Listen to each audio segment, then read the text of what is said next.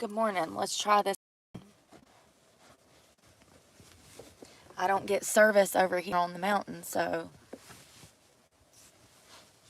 this is why you haven't seen me. Oh, I'm going to try to cook with my stove in this weather and see if it'll actually work.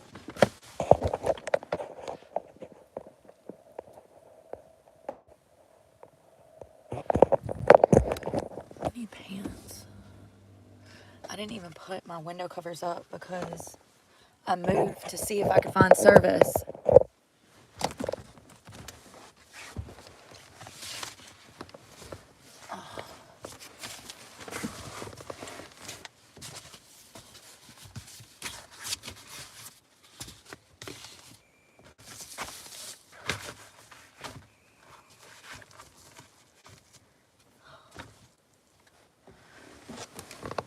Oh, Lord have mercy. Good morning. Oh, I'm trying to clean up my back seat. Where are my damn pants?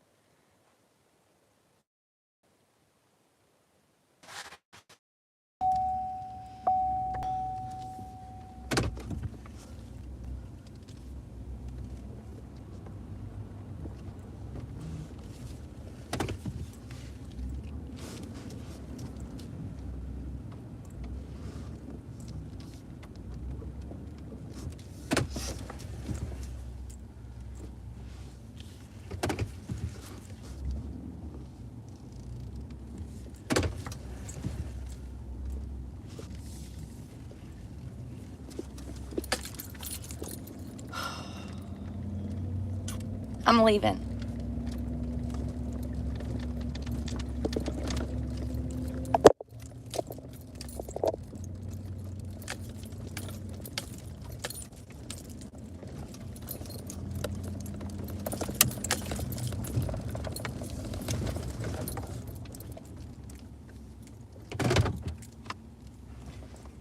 I gotta put it back in two-wheel drive.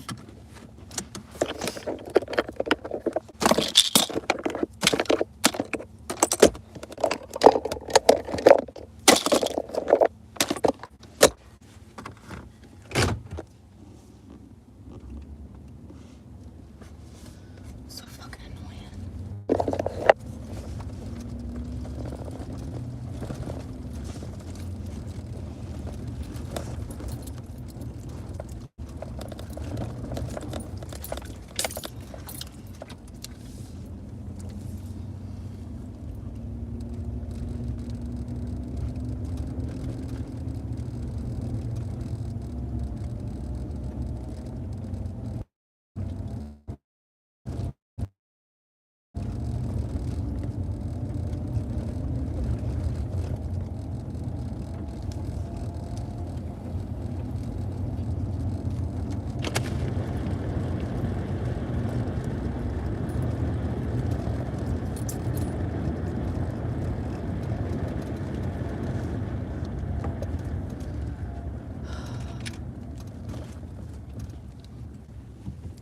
These cell phone issues are so aggravating. I don't understand how I'm going to do my schoolwork.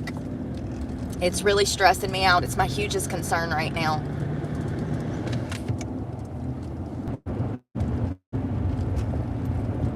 I'm in a great mood, ready to wake up.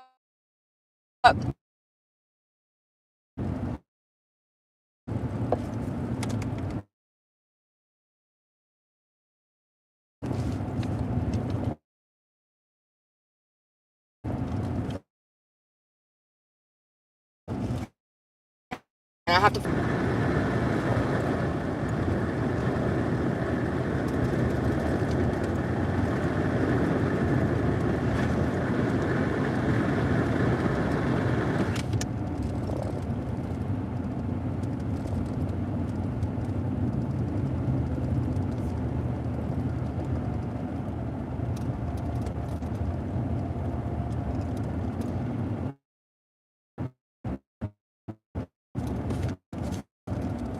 I'm so hungry. I've been hungry since I woke up at 3.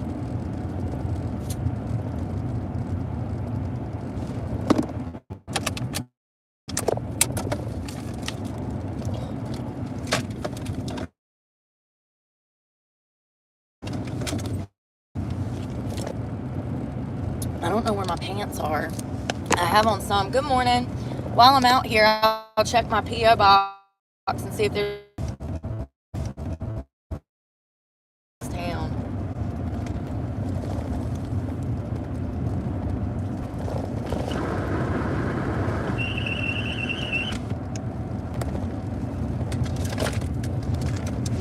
I can't see. Where are my fucking glasses? God damn! I'm sick of this shit. I can't fucking see. I had to fucking leave. I haven't had any coffee. I haven't eaten since yesterday at 5 o'clock. I'm fucking annoyed now. And I woke up in a wonderful fucking mood.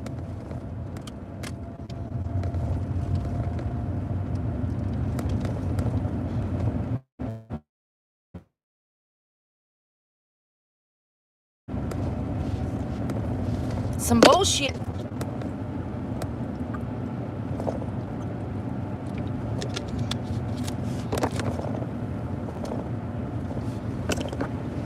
My goddamn YouTube check is less than $500 this coming month. I've got to start making money. This is my only source of fucking income. I did a job interview this morning at 6:45, and the motherfucker didn't hire me. And I'm sick of it. It was a goddamn construction company, for motherfucking sakes. Oh, I'm sorry, I can't hire you. That child abuse charge looks really bad. Yeah, I know, sir. I ain't been able to find work since 2016 because of it. Because of a fucking lie. Because of racism. Blatant racism. It's unfucking believable. I'm sick of doing job interviews. I'm sick of fucking putting in applications. I'm sick of fucking trying. And YouTube is my only source of income. So, support me or don't. I don't give a fuck. But I'm sick of not having the goddamn internet when this is how I make money off of. I make money off of the internet. I shouldn't have to drive 30 minutes down the fucking road to find service. This is 2025. I pay for a fucking service, and I deserve to have service because I pay for it. It's ridiculous. Every fucking morning. Gotta make a fucking hour drive just to go brush your teeth and find a bathroom. Make an hour fucking drive just to go wash your ass. Make an hour drive to go find food, and then an hour drive back to fucking find your parking spot. I've went through hundreds of dollars in gas this past week. Hundreds. And I'm back on E. And we just filled up yesterday, day before yesterday. And I'm 63 miles still empty. And you got to think, you got to do that 3 to 6 times a day. When you got to go find a bathroom, you got to go find a bathroom. That's a fucking hour drive. 30 minutes to the bathroom and 30 minutes back. There ain't nowhere to stay. There's no Walmarts. There's no Planet Fitness. People don't understand because they ain't never lived in a car. But there's nowhere to stay. You absolutely have to make those drives out here. And I have to be out here. So. Sucks. And it sucks even more to do these fucking job interviews. I mean, at least the guy was honest. I've had 3 or 4 people in the past couple weeks be honest. They told me straight up that it was the child abuse charge. At least I'm getting a little bit of honesty out these motherfuckers. That's new. That's new. Because usually they just don't even call me back. So I will say that these construction companies that I've been interviewing with, they do call me back. Good old boys give me a phone call and say, yeah, I can't do it. Which is crazy because it's construction. It's not that. It's that I'm a pretty girl, and I've had several owners tell me that I would be a distraction. So that's what it is. It's that I'm a girl. They don't think that I have enough strength to complete the job. They think that I would be preoccupied with girly shit. I know exactly what it is. I know exactly what it is. This ain't my first rodeo. I've done construction many, many times before. And they're just weird out here. They're weird out here. You don't see women in men industries out here. It's very rare. You go over to the fucking lumber mill or Duke Energy, it's not a lot of women. A few far and in between. But at least he was honest. I get sick of it. Stop applying. It was an email from the corporate office and it's that you've applied to pretty much every Walmart in the fucking East Coast area from Florida to fucking Virginia, and we can't hire you. So please stop applying. So fucking annoyed right now, and I don't know where my fucking pants are.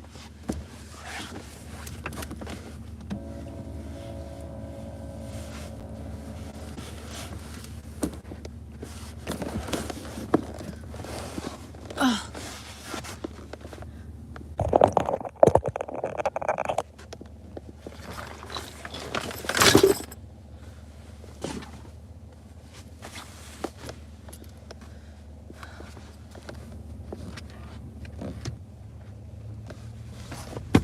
There's a pair.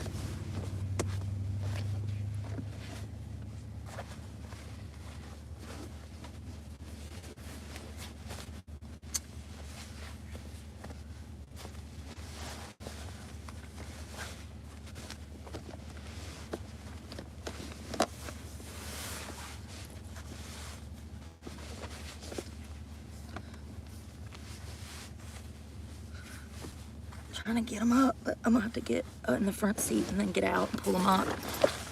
Oh, I just didn't know where the hell they were.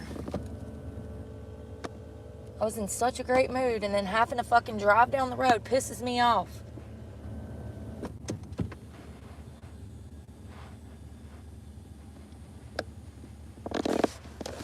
I also didn't want to come back here because that's where those two weird guys were yesterday.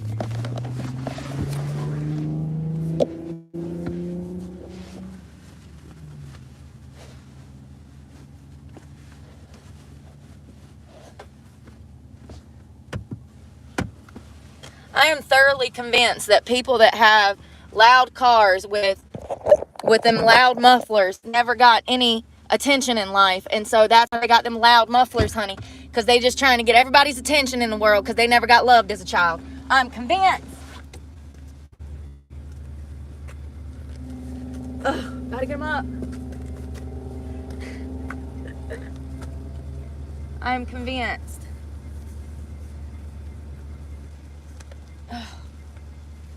It is cold, y'all. I'm gonna have to warm up before I start. And I don't even know if the stove is gonna work. Because it's 24 degrees. It said 30, and then when I left it, now it's 24. I don't know. I don't know.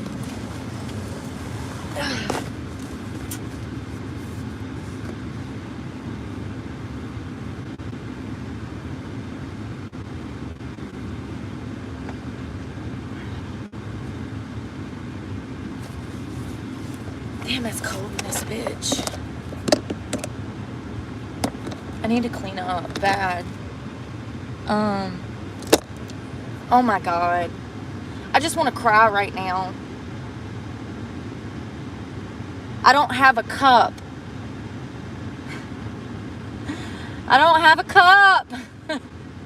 What am I going to put it in? My hands? My coffee? Am I just going to pour it out the pot into my hands? I don't have a cup. We broke the cup yesterday. Remember at the car wash? It fell out of the car. And it was sharp on the handle, so I threw it away because I know that I'll get cut. I guess I can just drink it out the pot. Lord have mercy. Nothing's ever easy. It's not. I sometimes wonder if I did have a full-time job and I was working 40, 50 hours a week, how the hell I would do it.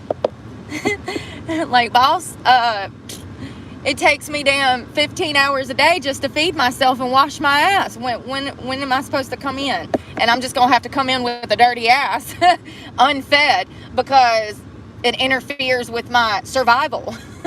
You know, like, seriously, 100%. And when I was working a job and living out of my car, I was working 2 jobs and living out of my car. It was crazy. There were days that I went to work dirty because you don't, if the parks and rec are only open for me to wash my ass between certain hours, and those hours I'm at work, then I don't get to shower. You get it? Because they're closed. There's nowhere else to shower.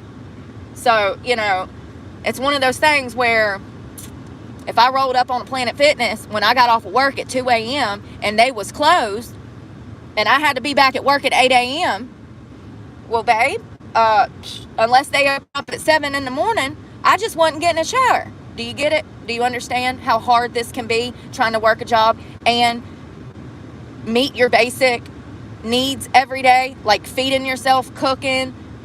Like, here's the thing, you can go buy a quick meal, but it's going to be more expensive, if not just as expensive as cooking. So it's a catch-22. It's not cheaper to cook. It's not cheaper to eat out. It's about the same damn price nowadays, which is really sad. But yeah, people don't understand how hard it is to live out of your car. I mean, look what I'm having to do this morning. I didn't have to make a fucking 30-minute drive just to go find somewhere to damn make coffee, and then I ain't even got a cup to put it in.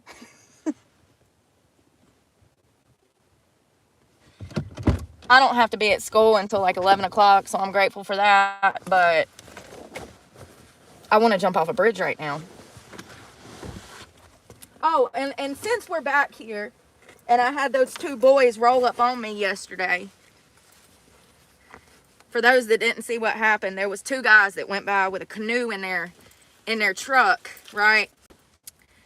But they went by, and they went over these railroad tracks right here in front of me, and there was this look in their fucking eyes, man. I don't know what to call it. I see that shit all the time in perverts. And there was this look, and they were both staring at me. It was two guys in a truck, and I'm just like, oh, God, there's that look.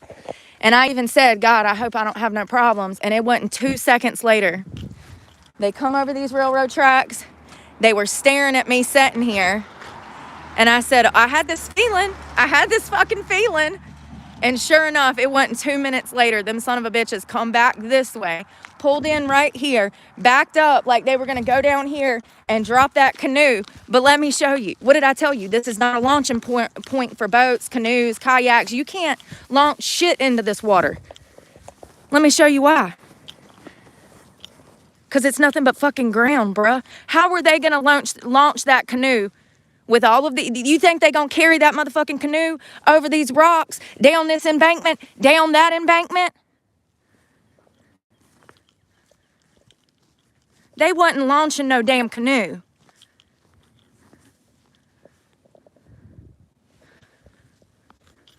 They were being perverts, trying to talk to some girl, which I get. Y'all fucking lonely out here, but y'all don't, listen, that ain't my business. Y'all, it is so cold. It's 24 degrees. The ground is solid. Yeah. Oh, shit.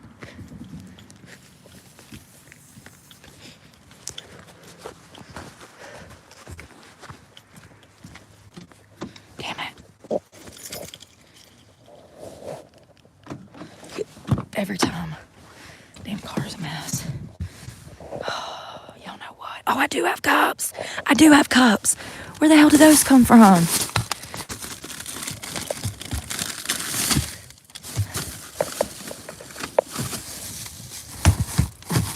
Y'all, it is so cold. It is unbearable. I'm starving right now. I'm going to have to buy something. I can't do this. It's that fucking cold that my hands are going to bleed. Like, goddamn. And, like, if I would have been over there, then I might have made it work. But over here, it's fucking 6 degrees, 7 degrees cooler. Hold on. It feels like fucking 19 degrees out there. I'm going to have to just buy something. I wonder if that new restaurant that we passed the other day is open. It was called like R-Y-E. I think it's like a sandwich or a bread or like, ain't rye bread? Ain't that bread? Where is, damn it, every time. Y'all, I'm sick of this cold weather now. I'm at my breaking point with the cold weather. I liked it for like 3 days, and now I'm just like, God can keep this. Jesus, what you doing?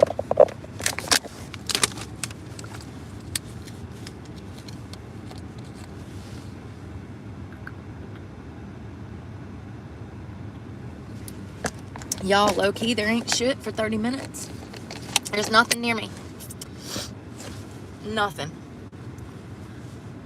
Hold on, I wonder if Smith is open. Let's go to Smith's. It's a breakfast mom and pop grill place. I think they're open. I don't think I've ever even eaten there, but we can try it. So there is one spot.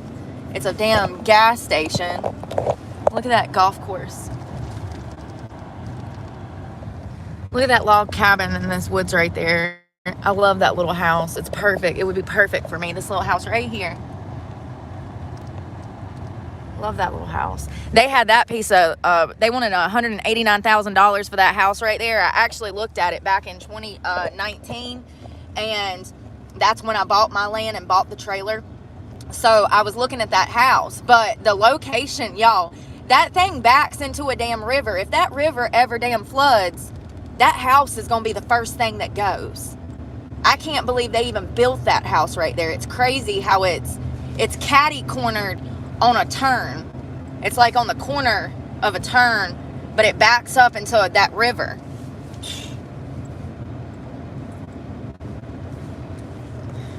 Dude, can you please not? Because there's probably fucking ice on the roads and you're on my ass and I'm doing fucking 40 in the snow. So please, get off of me. Literal fucking 500-foot drop-offs right here. And this asshole, in a Chevy, of course, is on my ass.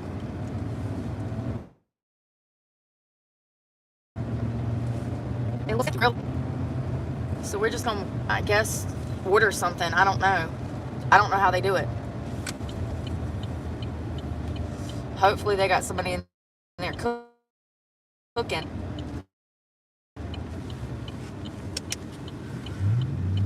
Fuck you, dude. I hope you fucking get a flat today. Y'all hear him rev his engine when he went by me. You prick. There's freaking snow on the ground. Idiots like that are why people die on the road. Where's my card? Hope your damn toolbox flies off the back of your truck. Hope you lose the whole damn pack on. Rushing me. Damn mountain town. There's damn 500-foot drop-offs around this curve over here. Y'all have been over there with me. That's Lookout Point. Remember where we can see across clear half of the state? That's where I just come through, and damn assholes on my damn tail. Everything is frozen. When I read that it's 21 degrees out here, I slowed my ass down because black ice. Black ice.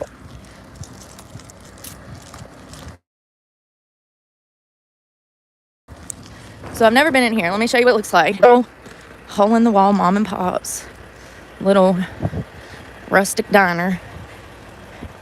I don't know if I'll get service in here, but we're gonna see.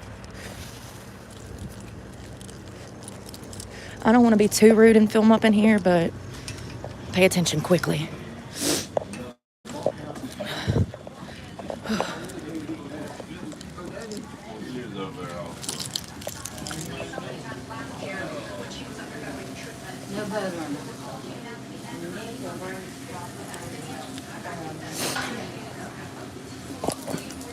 Good morning.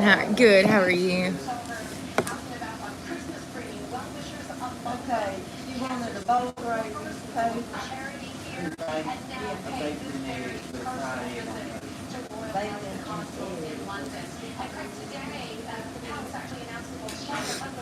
Okay, there we go.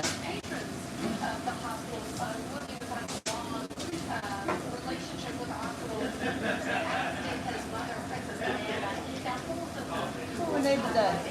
Can I look at a menu? I've never been here before. Thank you, ma'am. Oh, I could have grabbed that. Sorry.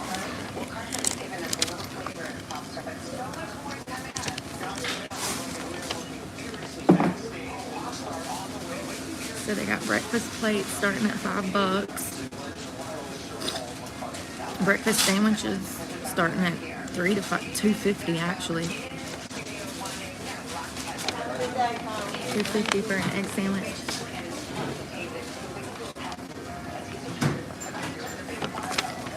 I think I'm just gonna do a bacon, egg, and cheese. Okay. You want anything on that? Mayonnaise is fine. And y'all don't take card, do you? Yeah. You do? Okay, good. Toast is good. Toast is fine. You want something to drink this morning? Yes, a hot black coffee would be nice. Okay. Tell you what, I'll have you ride up. You want to take care of that lady and keep her off the bus over there? Well, thank you. Is this okay?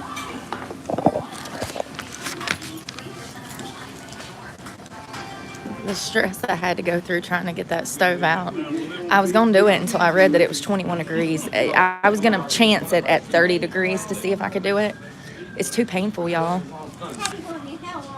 Good. Good morning. How are you?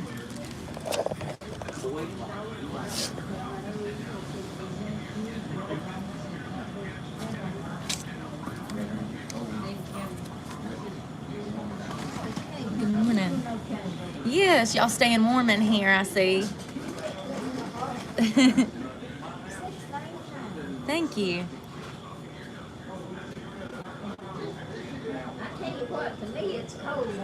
It is. It says 19 feels like. Well, that was over in Pine Hall. So. I took off to the house while ago, and just like this, I didn't realize it was so cold. Well, you look nice. You look comfortable but nice, professional. But I usually wear something a little bit so. Standing up here where that door is open, it gets cold. Yeah. You working at the plant, huh? No, I don't. Oh, okay. Well, Yeah. I'm just going to give you a minute. Well, thank you. Well, here I'm. Thank you. Keep on. All right. Let's run out here. I'm going to grab... I hope I got some damn cash to tip them. I know I'm getting something to go, but y'all know who I am, how I am, who I am. Yeah, y'all know who I am. I can't help it. It's two little old ladies up in there cooking on that grill by themselves, packing all that food by themselves. They asked me if I worked at the plant, Duke Energy, because of the way I'm dressed. Oh, that's funny. No, I'm just a blue-collar loser. That's so funny. She said, you work over at the plant? I was like, no. Oh, yay, I do have. Yay, yay, yay, yay. Okay. Thank God. I got two $1 bills. Ugh. They probably split tips in there, too. So, where'd I put my card? Oh, I put it in the truck. Oh, let me look out for traffic. That's funny. See, I even look like I'd fit in. They just need to damn give me a job. Somebody's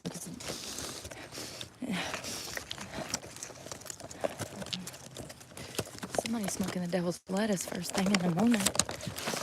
Might be a dead skunk. It's probably a skunk out in them woods. I'm glad they got black coffee because I was going to freeze out there without it. Awesome.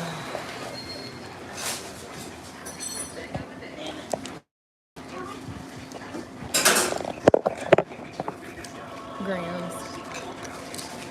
So the people that own this place live next door. They've owned it for like probably 40, 50 years. I don't know. Long time. Oh, 1969. It's family ran and operated. 1969 it says. So what is that, like 50 years? Because my mom was born in 69, so if she was alive, she'd be in her 50s. Something like that.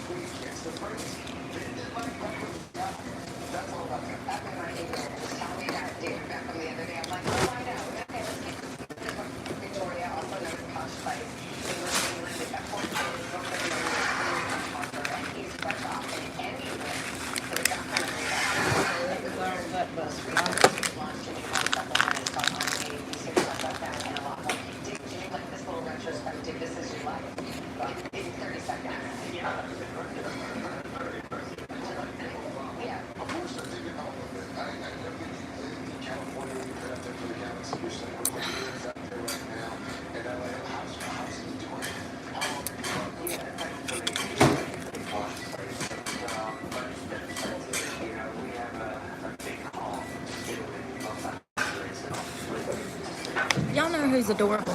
I'm looking at oh sorry, I'm on the phone. Oh, I'm sorry. No, but David Beckham. Yeah, he's very adorable, and his wife. Yeah, he's a national football player. Soccer. Soccer. What's up, buddy? Yeah, they've had a cute relationship, Victoria Beckham and David Beckham. I think they've been pretty family oriented, pretty loyal. You know, they seem to have a very healthy relationship. Another one that I like is Ronaldo and Georgina. Now, I could be wrong, but they seem like they really love each other. He's a soccer player too. But she seems very dedicated to the family, both of them, Victoria and Regina. I think that's her name. She's gorgeous. But they seem very dedicated to their families. And honestly, if you're entering into a marriage, that needs to be front and center in order for it to be healthy, you know? Did y'all see that?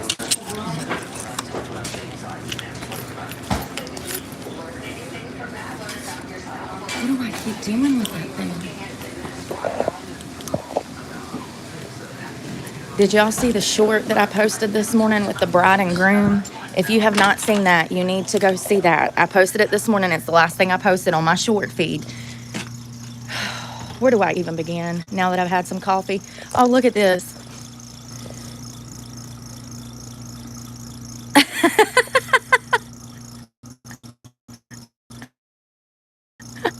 You know you're in the South when you're rolling around with damn TNT in the back of the truck bed.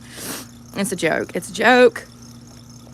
Okay, so bride and groom standing at the altar. Preacher is right in between them. And the bride is all dressed up in her beautiful white gown, and she looks so pretty. And then there's the groom. A disappointment to humanity. This guy, she says her vows. She's like, oh, I want to share my life with you till death do us part, in health and beautiful vows, right? And then they pan over to the damn groom, and the preacher says, do you have your vows prepared? And this jerk face says, yeah, I can't wait to smack that ass every day. Boom, boom, boom. Y'all have to see this short. Please go watch it. It is crazy. It is crazy. It is crazy. Something that I could see, this girl laughs like it's funny.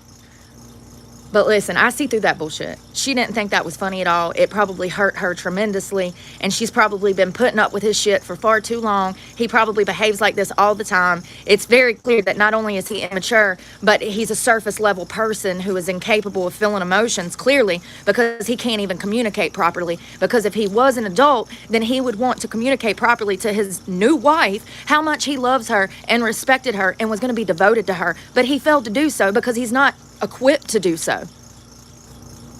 He's ignorant. And in my opinion, this bride probably has low self-esteem, low self-worth, and she's been putting up with this behavior for years out of desperation, out of wanting to simply get married. She looks like she's about the age, my age, where women start to come into, their maternal instincts kick in, and they want to settle down, and they want to find the one and have children. And she looks to be that age, and so does he. He actually looks to be around 40, maybe even older. And so it's really sad.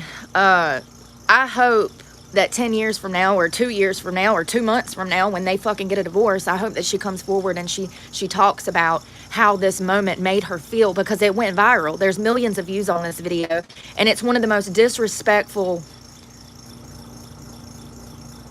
wedding ceremonies that I've ever seen. It's probably the most disrespectful wedding ceremony, because you have to think about the fact that this girl's family was here, this man's family was here, the whole family, all of the friends, all of your closest relatives and friends are here at this wedding, watching your husband talk about smacking your ass during the vow portion of the wedding. Going back to a surface level person, the fact that the only thing that was on his mind was sex or something that was perverse tells me a lot about why he was even going into this endeavor. Now, I don't know their relationship. We don't know anything. All I know is this video went viral, and I hope someday she comes out and talks about how she fucked up. Because it's clear from the outside that this is a horrible marriage that is going to go horribly wrong.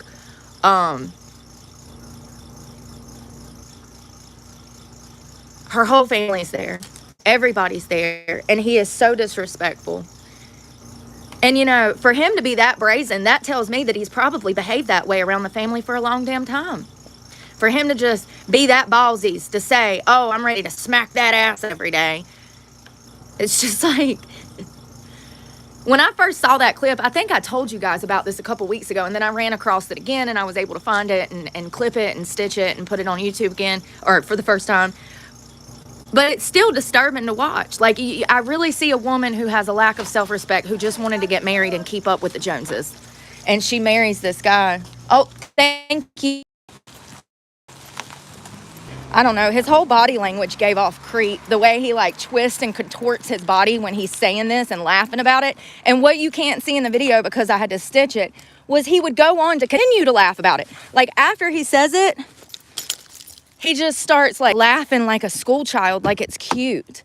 It's just unsettling. And it goes to show that, like, I don't know, maybe people should hire me before they damn get married, and I can do an assessment on the relationship, because it's not hard to see for me that these people, this is going to end in divorce. Bad. It's really crazy. Yeah, I know, that's what I was thinking. Like, I wish that we could hear if, like, the audience gasped or whatever, but unfortunately we can't. And the preacher goes, so he says, yeah, I can't wait to pop that ass every day or something. He's like, I can't wait to smack that butt every day or something. And the preacher is like, and then he says, sir, do you have anything else to add? And the guy goes, no, that's all I got.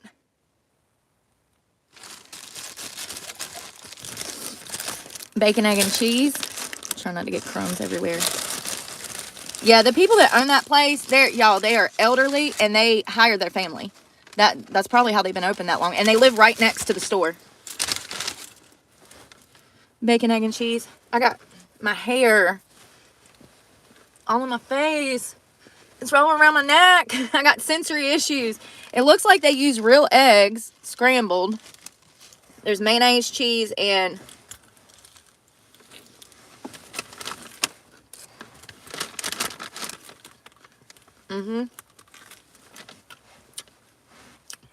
so it was $5 for the sandwich and $1.50 for the coffee. It's a lot of bacon.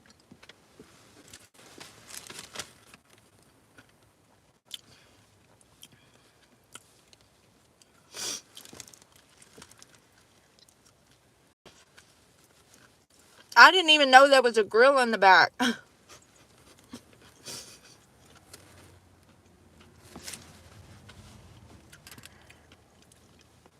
I've only went in there once or twice. And it was like years ago. And I think I bought cigarettes or something.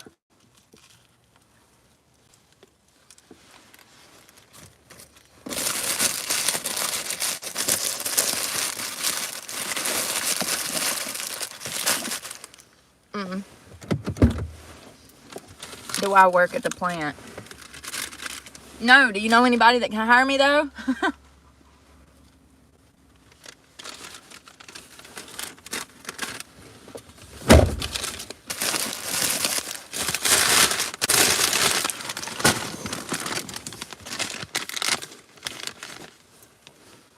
I wanted something on my stomach to make that feeling go away. It's like this. It's like this pit in your stomach.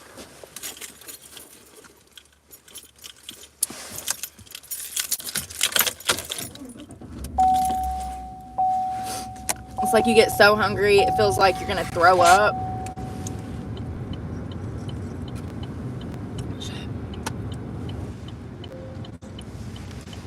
Damn, I need to get gas.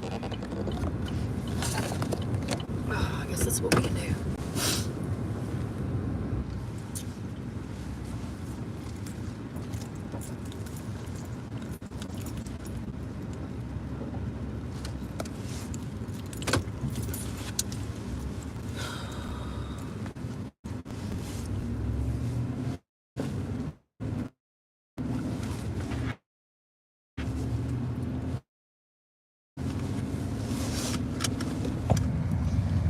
Oh, why is my camera dirty or something?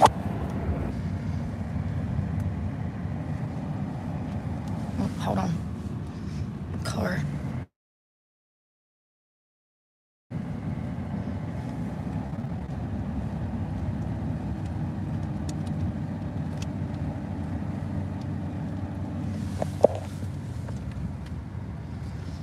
See, I was coming up this way and that guy was on my ass, and it's like, dude, why does my camera look like that?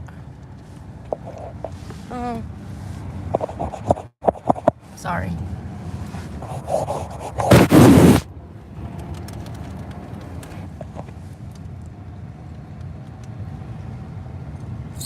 Yes, eggs have went up. They were $5.75 at the Dollar General the other day for a damn 12-pack of eggs. Almost $6. Ain't that crazy? It's because there's a shortage, ain't it? Ain't they didn't they get sick? Didn't the chickens get like something? Mad chicken disease or something? Sorry. I just envisioned all of these chickens just losing their shit, foaming at the mouth like they got rabies. Running around like their heads are cut off. I don't know. Something happened with the chickens. They got some kind of disease, honey. And so they recalled some eggs, didn't they? I'm hot from that coffee now.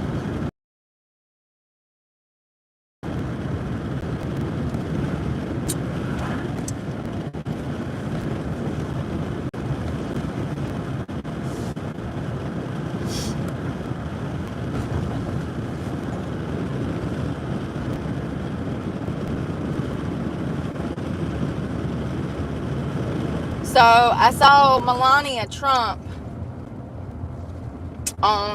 she sat down with like the media.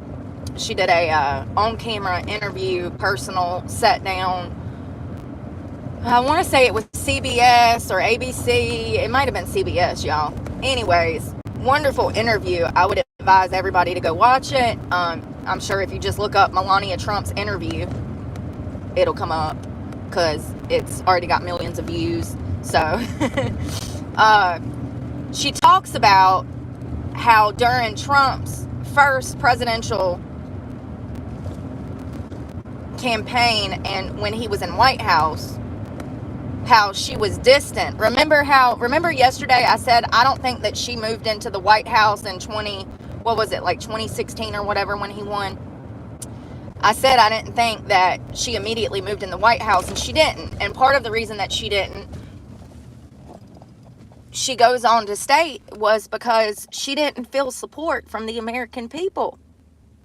They were calling her a gold digger. They were calling her a trophy wife. They were calling her all these horrible things. They were saying that, she wasn't American. And so she distanced herself from his presidential position. She distanced herself because she did not feel like people wanted her around.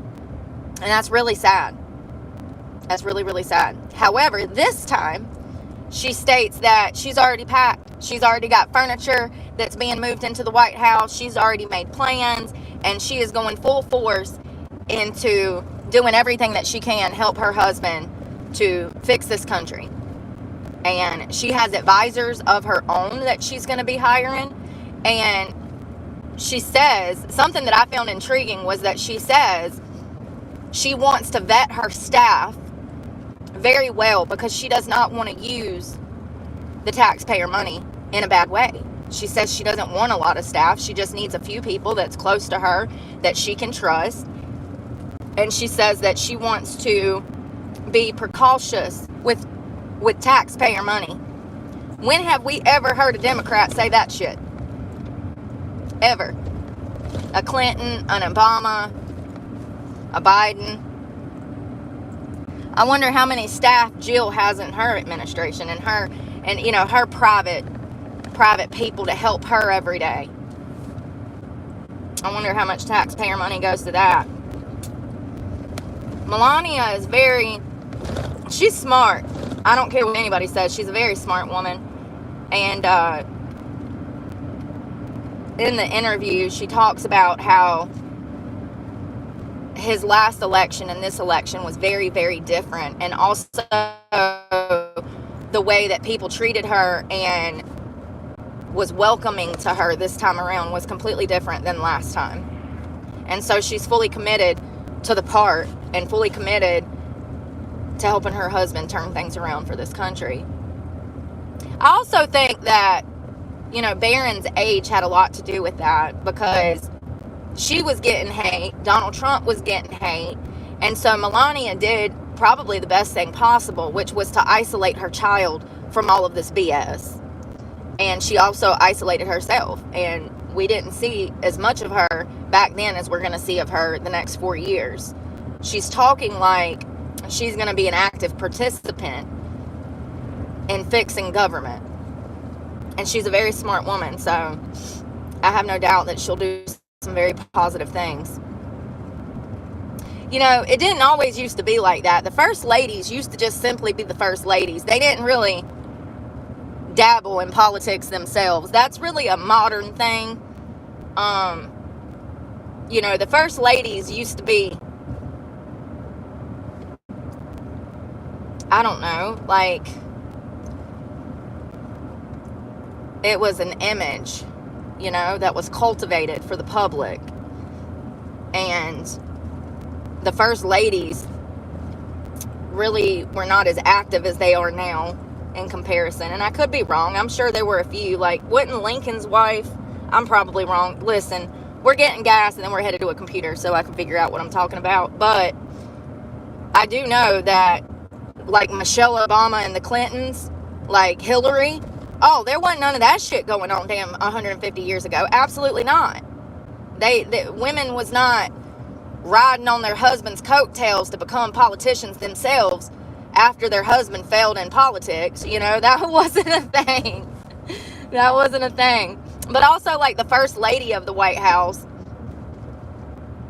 they didn't have much political involvement as they do now, in my opinion. I feel like we see the first lady do a lot more than we would have seen 60, 70, 80 years ago, But I could be wrong. I mean, I'm sure there's some memorable women in history that have left their mark on history, no doubt. But typically the first ladies were part of an image, I'm not saying that these men didn't love the president, didn't love their wives, but it was part of an image. It was part of an image that was cultivated for the public.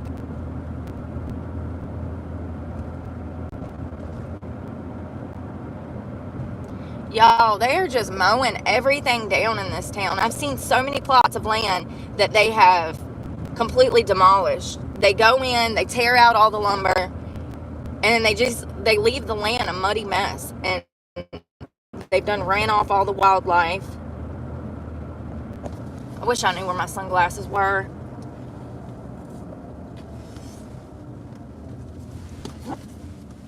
That didn't help.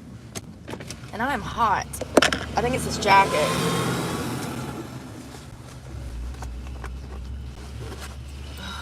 God. I can just unzip it. Maybe I can get a little relief. Well, the damn thing's warm, I'll tell you that.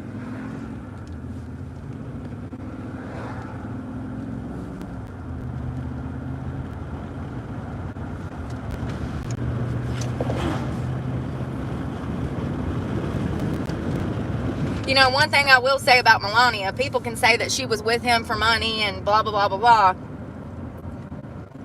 So why is she still with him? You know what I mean? Like, she could have done left him if, So, let me, hold on one second.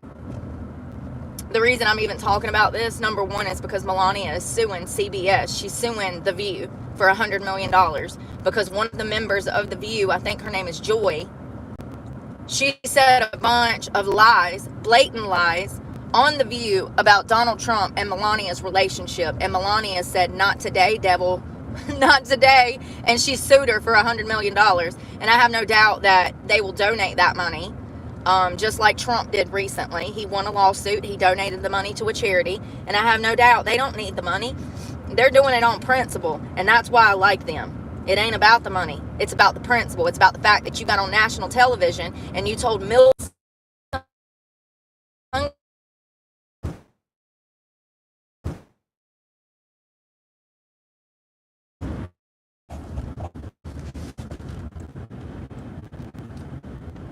I'm in the middle of downtown. Big ass town. Just want to be clear. The middle of a city.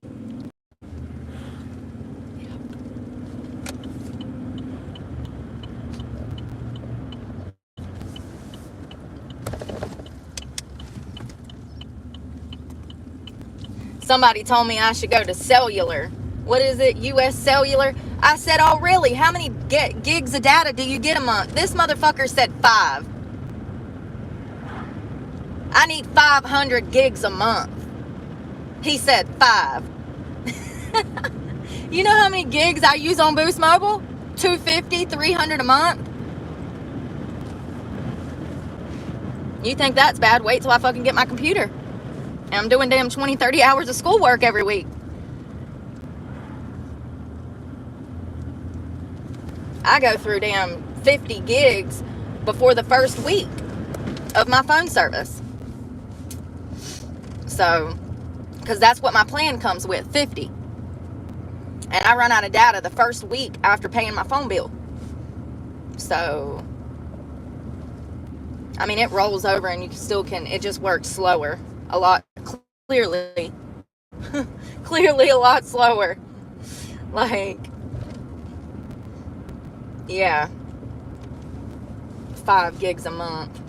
I don't think people, that don't do social media content creation understand the ins and outs, but I can assure you that if you were in content creation, you would need a few hundred gigs a month just to keep your business running.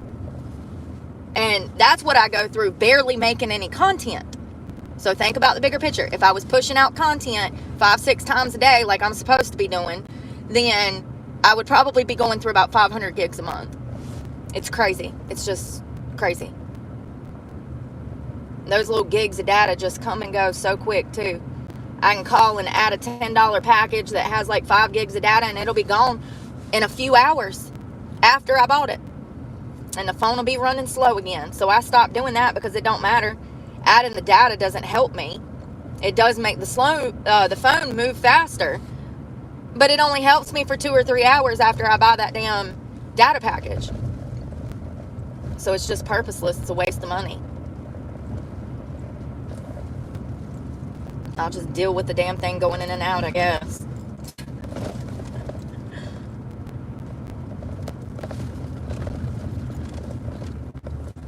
Sucks. It really does.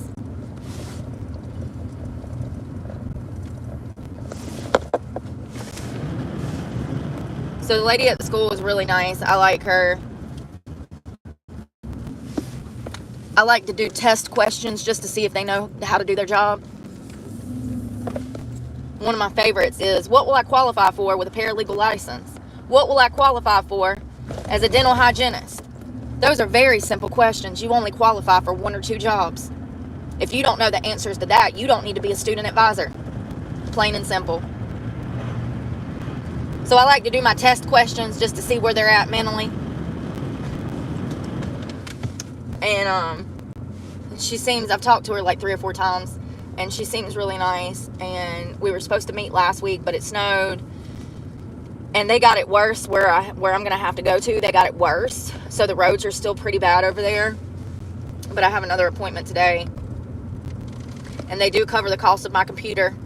So that's good. Not the cost. They give me a computer and then I'll have to give it back. But you know what I mean. they'll cover the cost of my fucking computer to me. That's what that means to me. They're gonna cover the cost of my fucking computer. That's all I care about. Like, it's just crazy to me how you go to a university that wants so much money from you and they can't even give you a call back and let you know what's going on, but yet classes are supposed to start on the 13th. Y'all rushing me in here to sign paperwork to start classes, but y'all ain't even told me how I'm supposed to take my classes. Y'all ain't even told me how I'm supposed to take my classes. Absolutely not. If it don't fit in my schedule, if it doesn't work for me, I ain't doing it. Can't. I can't. I'm not giving my money to people that don't have no damn respect for the fact that I am struggling and trying to go to school.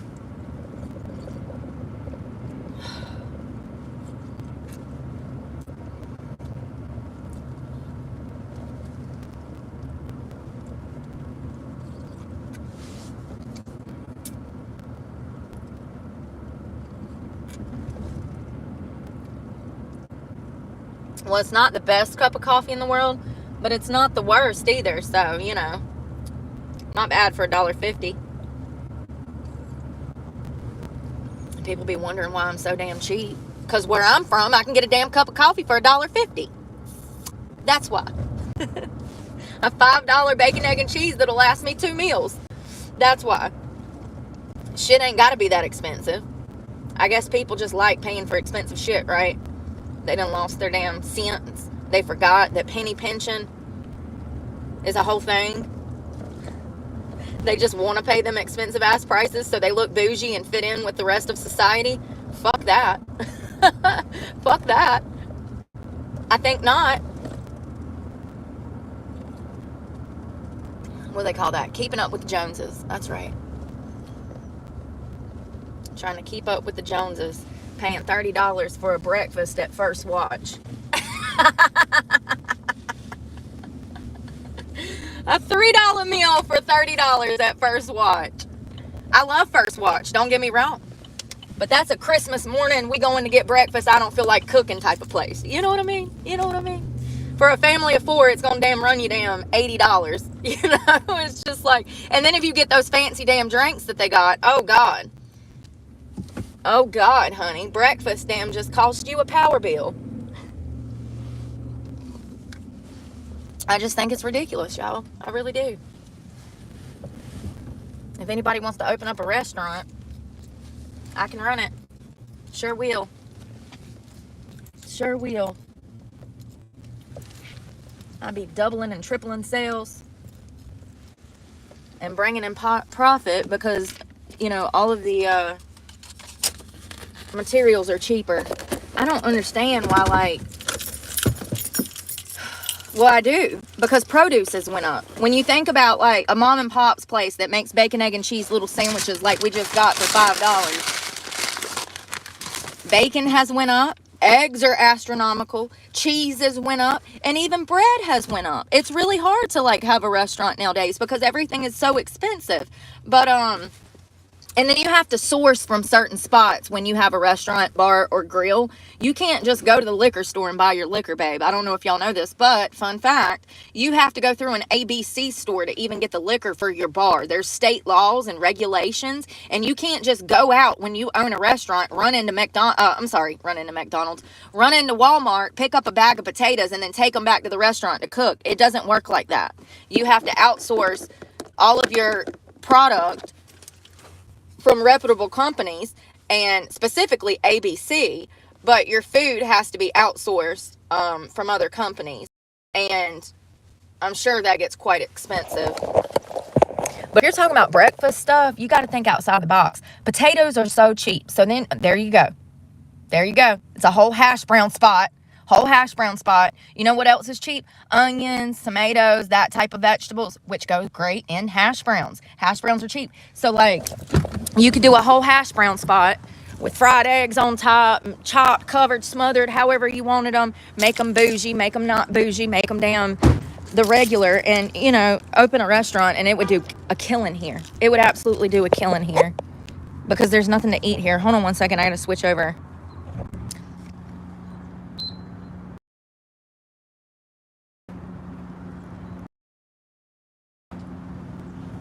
She was active. Oh, hold on. Sorry, I'm reading you guys' comments now. Where's Andrea? Hey, C. Virgo. Good morning. Good morning. Shane. Good morning. Andrea, are you talking about the guy that got married and said that shit? Yeah, absolutely. It's one of those things where, first of all, I would never be in that position because I would never be in that position. Come on. I would never be in that position. Plain and simple. I would never walk down the aisle with somebody who I would even have to worry about saying some shit like that, first of all. If my husband ain't crying when I come down the aisle, we ain't getting married. I'm joking. But if there ain't some like sentimental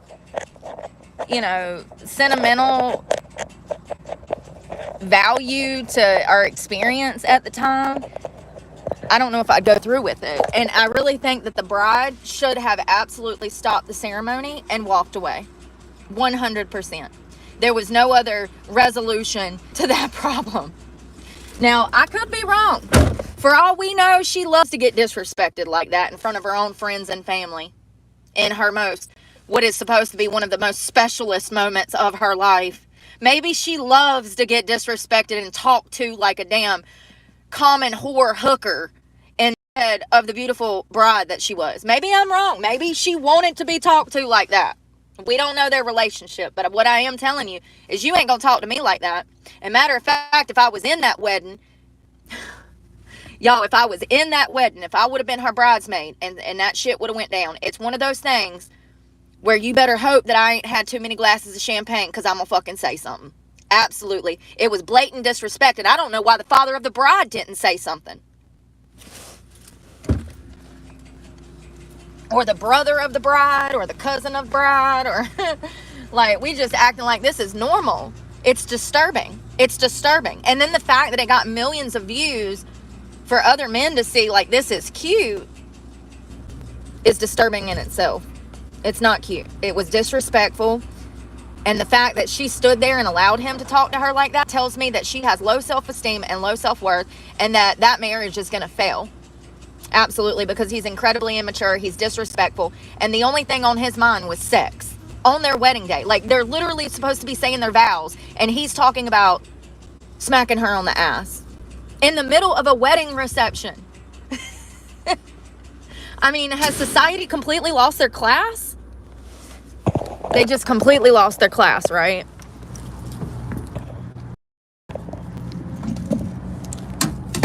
How much is gas? $2.69. I can fill up for almost $60. See how much cheaper it gets when it goes down? It's actually not bad. I think that's the cheapest I've been able to fill up in damn 2-3 years.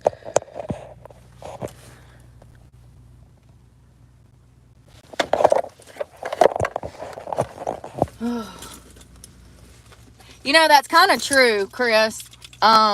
Only idiots get married nowadays. You're on to something there. You're on to something there.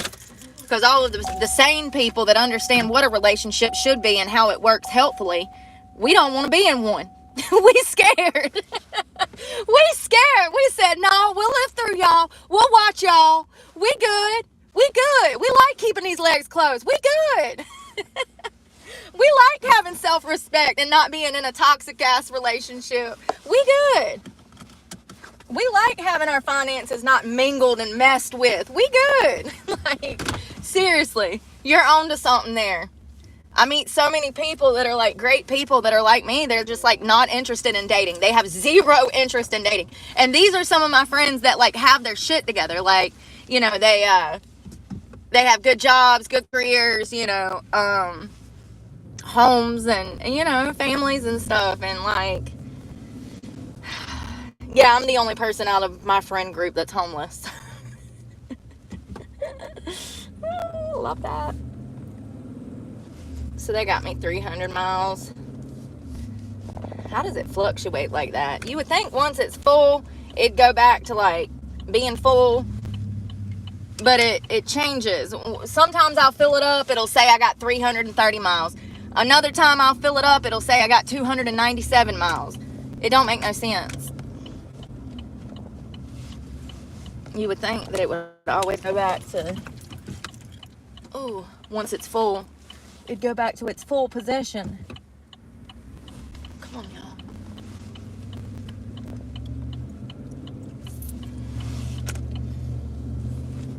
Can you just imagine for a second trying to have a serious conversation with a man who couldn't even be serious during your wedding? Imagine going to him and being like, babe, we got a problem. You know, like, how do you talk to somebody like that makes everything a fucking joke? I mean, and at the worst times too. You know, you can't. I can promise you. I already know how their relationship is. I already know. She can't go to him with anything. It's a one-sided relationship. And you know, listen, I really hope she comes out in a few years and talks about this when they're divorced. I really do. Women, it's a learning tool for women. It's a learning lesson for women. That whole video is a perfect example of who you should not marry. Who you don't need to be with, boo. It's just sad. I hope she comes out and talks about it, because it's very clear to me that he is walking on her. He's dancing on her like a damn, he's dancing on her like a damn prayer rug or something, you know, like literally. He's walking on her like a mat. Hell, they might already be divorced by now. Probably. I don't know when that video went viral, but oh God. And that's another thing. Y'all know how I'll be talking about them one-track minds when you're trying to have a serious conversation with somebody and they keep going back to sexual stuff, or they keep talking about how pretty you are or how attractive you are. Get away from people like that, please. It's one thing to give somebody a welcoming comment. Oh, wow, you look great today. You look beautiful today. It's a whole different thing when you're at dinner with someone and they won't shut up about how attractive you are and how they want to kiss you and, you know, all of this stuff. And it's like, whoa, wait a minute. First of all, I've done told you 3 times to stop talking about that stuff. It makes me feel uncomfortable because I don't want to be involved in any of that stuff. That's not what I'm here for. First of all, if you ever have to tell somebody this, don't give them another chance. And hell, and honestly, you shouldn't have to tell anybody this. I would say to get up and just fucking walk away, because they've already shown that they have a one-track mind, that they're incredibly immature, and they've shown that they're a surface level person. Surface level people are incapable of being rational, logical, and communicating. They're incapable, completely incapable. So, you know, you're dealing with a very immature person, and telling them that they're making you feel uncomfortable, that they have this one-track mind, it's not going to help the situation. I would just get out of there if I were you.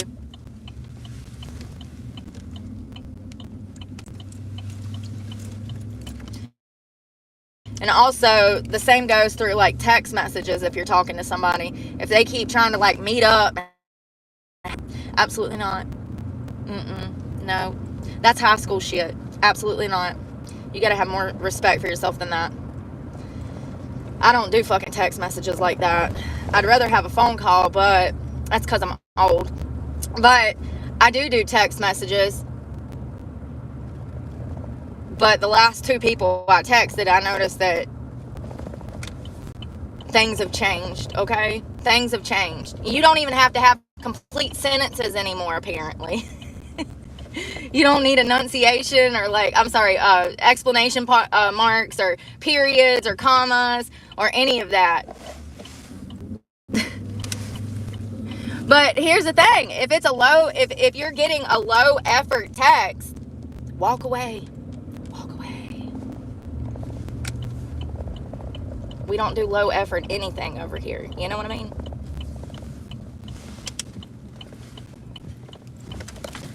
That wasn't my problem. My problem was people were blowing me up and wouldn't let me be. It's like, If I tell you that I'm busy, if I'm working, if I'm doing this, if I'm doing that, then have respect for that. If you're talking to somebody and they don't respect your boundaries, you need to walk away. Because they never will respect your boundaries. I know you think, oh, they'll change, they'll mature. No, they won't. No, they won't. People don't change. No, they won't. They'll be that crappy person walking all over your boundaries, walking all over your feelings, ignoring your boundaries, and they'll continue to do it. Yeah, I like a phone call. If I don't like email, you know I don't like text messages. Like, I hate both. I hate both. Oh, God. I didn't have my hair oiled the other day. I have it now, but, like, my hair already looks like shit because it dried. You have to put it on when it's damp, or it doesn't work. Clearly. Look at this. Oh, God.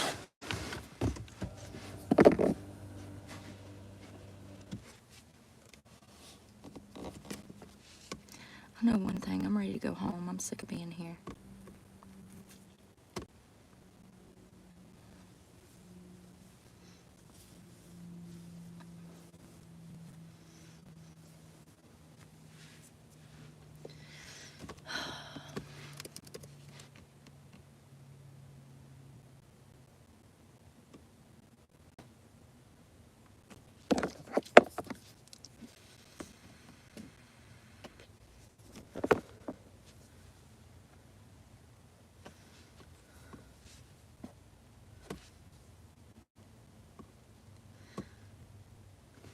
So I'm hoping that I'll walk into court this week and they'll just be like, oh, we dismissed it. You know, that would be the right thing to do. But it is the sheriff's department and the courthouse, so, you know, they're not, they don't have a history of doing things the right or correct or just way.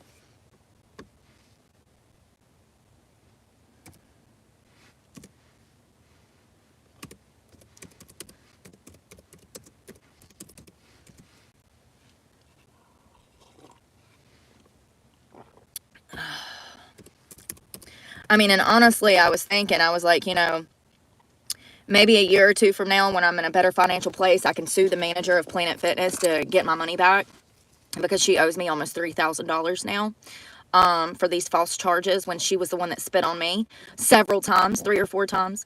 So, you know, legally speaking, if they dismiss the charges, then I could sue her civilly. There's 2 or 3 other people that's already on the list before her, though. I've not forgotten. I've just been collecting evidence.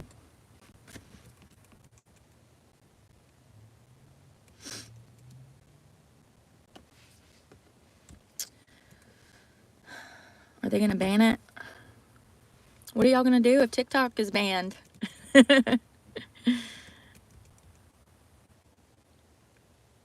TikTok users in the U.S. are migrating to the Chinese app called Red Note with the threat of a ban just days away.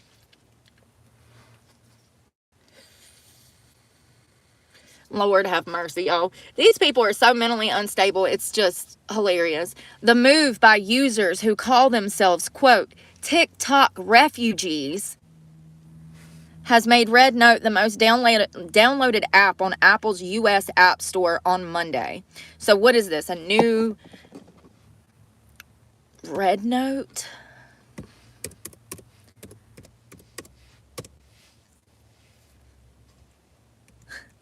So it's an app that looks to be like it's similar to TikTok that people are flocking to.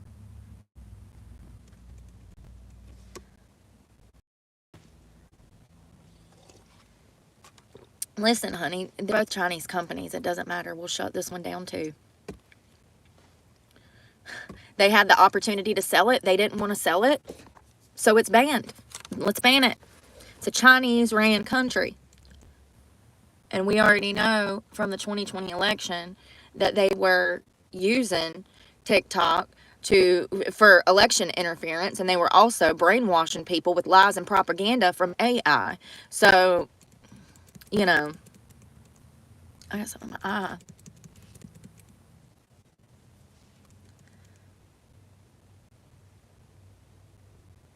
So it says, Justice ponder the future of TikTok in the United States. A growing number of American social media users have responded by moving to an unlikely alternative method.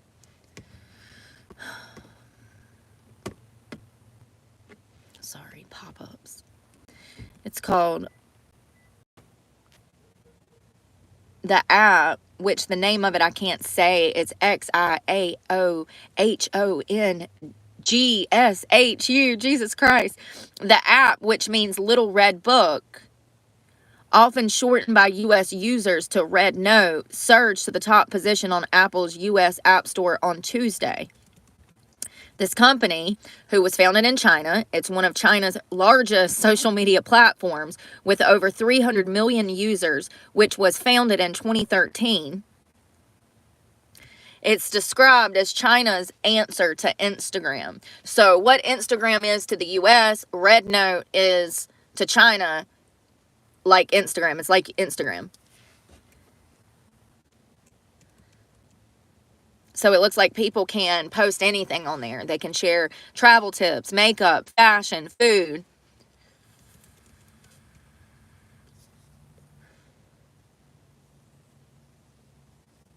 So because of this Red Note surging with U.S.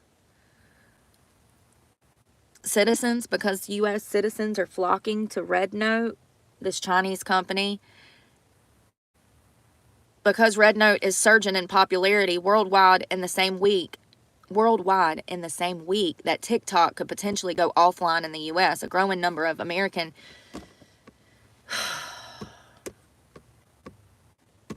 pop-ups. How are you supposed to read articles if it's just nothing but pop-ups? I mean, seriously. I've had about 6 on this CNN article in less than 3 minutes.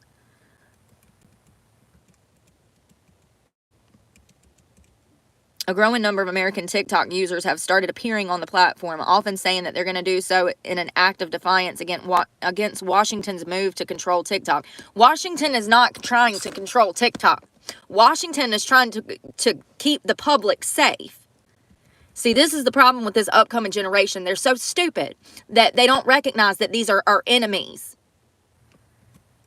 As of Tuesday, the hashtag TikTok refugee had garnered nearly 60 million views and over 1.7 million comments. Lord have mercy. So these TikTok creators that are scared they're going to have their platform banned because this is a Chinese-owned company, they feel like refugees. Let's think about this for a moment. Let's think about a Nazi concentration camp, a real victim. And let's think about Sarah over here that wants to post dance videos on TikTok. How does Sarah feel like a refugee? I'm so confused. I'm so confused. Like, tell me you are spoiled without telling me that you are spoiled. Like, girl, guys, how many people? 60 million views and over a million comments. Like, y'all need to get it together out here. There are literal people dying in the world. We got California on fire. We got people sleeping in tents on frozen ground in western North Carolina. We got people in Maui that don't have no damn homes. And y'all are over here worried about TikTok.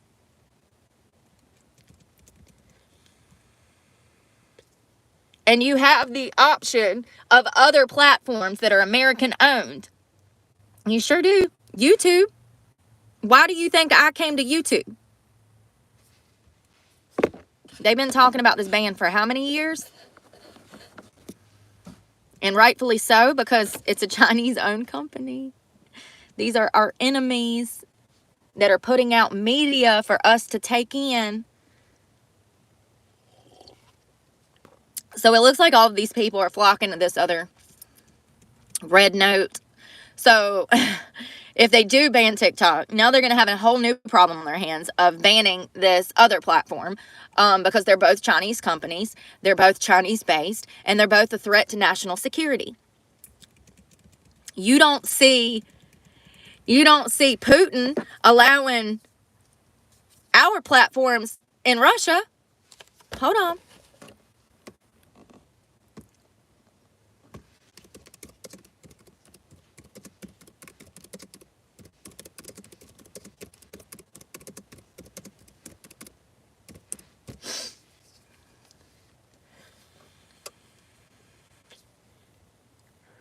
Facebook, Instagram, and Twitter are owned by Meta, and they're banned. They are listed in Russia as an extremist organization. And they are banned. So you don't, this is my point. A lot of our platforms here are actually banned in other countries because of the same reason that we are trying to ban Twitter, TikTok. So, I don't know. Hold on one second. Let's see. What social platforms are banned in China?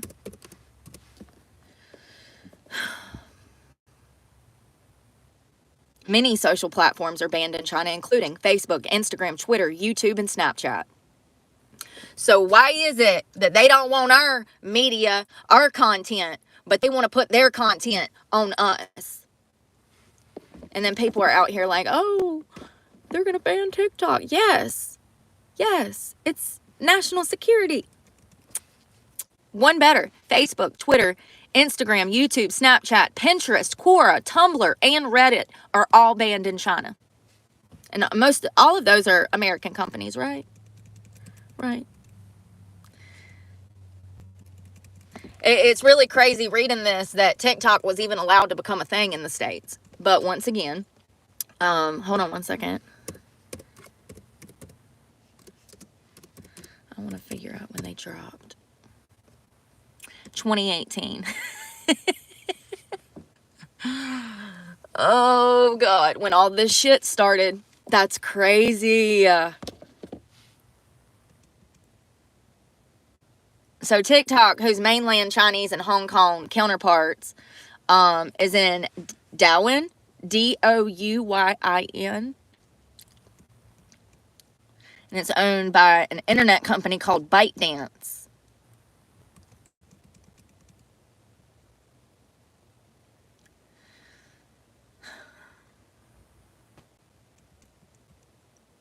TikTok has come under scrutiny due to privacy violations, mental health concerns, misinformation, offensive content, and its role during the last Israel-Hamas war. Countries have banned, fined, or attempted to restrict TikTok to protect children and or out of national security concerns over possible data collection by the Chinese government through ByteDance. Absolutely. There you go. There you go. All of that. That is exactly why it needs to be banned. And looking at the fact that these countries ban our platforms and don't let their citizens use our platforms, that's very telling. Very telling. It's kind of crazy to think about that they were even allowed to start TikTok in America and it stretch out this far because other countries don't allow our platforms to stretch into their territory. Very telling. Very, very telling. So I don't know if they're going to ban it. It's still up in the air if it's going to be banned. I think personally that it should be banned, mainly because of security concerns. But also children, as that wiki page was saying, children are I don't think that that's a proper reason to ban TikTok, actually. I think the security reasons is the number one reason we need to ban TikTok. When it comes to children seeing content that they shouldn't be seeing, or children being bullied on the internet, or children meeting people off of the internet, that's on the parents. That's on the parents. Now, do I think that we need to have laws on the books to prevent children from having cell phones from a certain age? Absolutely, because Australia's already done that, and I do believe it was 16 years of age. Now, there's mitigating circumstances to that. I'm sure if you're a 15-year-old child and you're working, you need a phone, So, I don't know. I don't know if you go to jail for that or not. I don't know if a parent would face a fine or not, but when you get a job, you definitely need a phone. Or if you're playing sports in school, you definitely need a phone. outside of that, these children do not need a phone. If they're not of working age, and if they are not playing sports, where they're going to be calling you to pick them up from sports practice, sports games, all of that, then they don't need a phone. Plain and simple. There's no reason that they need a phone. And so we absolutely need to have laws on the books to prevent these children from having access to technology before a certain age. But really at this point, because we don't have those laws on the books, it falls on the parents. If these children are seeing content that they shouldn't be exposed to, it's the parents' fault. The parents provided the vessel for them to witness this stuff. So, you know, unfortunately, we're just not there yet. And maybe we'll get there. It looks like Australia has already started putting laws on the books to protect children. America, unfortunately, we don't care about women and children anymore. And I shouldn't say we. I should say they don't care about women and children anymore. They care about money. And they make money off of children viewing content. They make money off of children having cell phones. They make money. Even as far as the long-term effects, when your child starts having mental health problems from being exposed to things they shouldn't have been watching on the internet, they then make more money off of your child because you got to get therapy and medication. They're suffering from anxiety and depression. They're suffering from low self-worth because all they watch is OnlyFans models apply makeup on fucking TikTok.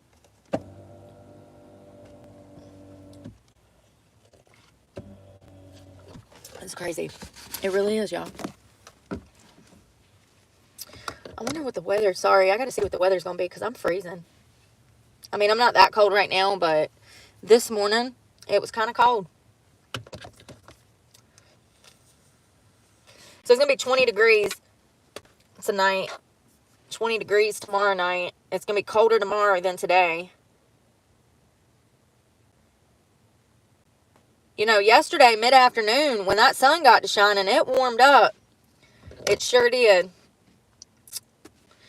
So maybe today. Hell, even Jacksonville is freezing. I'm looking at the weather at home, and it's cold, honey. It's in the 50s. It's been down in the 30s at night. Y'all, I talked to one of my friends down there before I left, and I was asking him, I said, do you remember it being this cold last year? He's like, no. And I said, what about like a few years back? I don't remember it ever being this cold here. And he was like, now that you're saying that, he's like, it hasn't been this cold in the past 2 or 3 or 4 years. And I was like, that's kind of crazy. You know, we had a really dry summer. Y'all, there's no doubting that climate change is real. Something's going on out here. It's getting hotter. We go 2-3 seasons without seeing snow, and then all of a sudden we see snow 3 times in a damn week.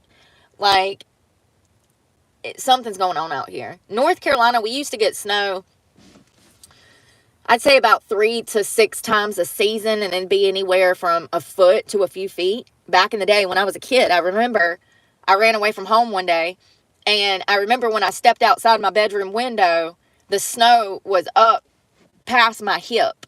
That's how tall the snow was. And I would have been 13 or 14. And I remember the snow being up to my hip. So, you know, we used to get massive snows back in the day. And that was south of here. Where I'm at now in the mountains, they get more snow up here. But where I grew up south of here, we still got snow 3 to 6 times a season, and they don't anymore. They might get it once a year now. Like, it's not, and matter of fact, the past couple of years, it ain't even been snowing. And then this year, all of a sudden, it's snowed almost 3 times in a week. It's supposed to snow again on Sunday. We still got snow on the ground, and it's going to snow again. And I'm not complaining. I do kind of like it. It's been pretty.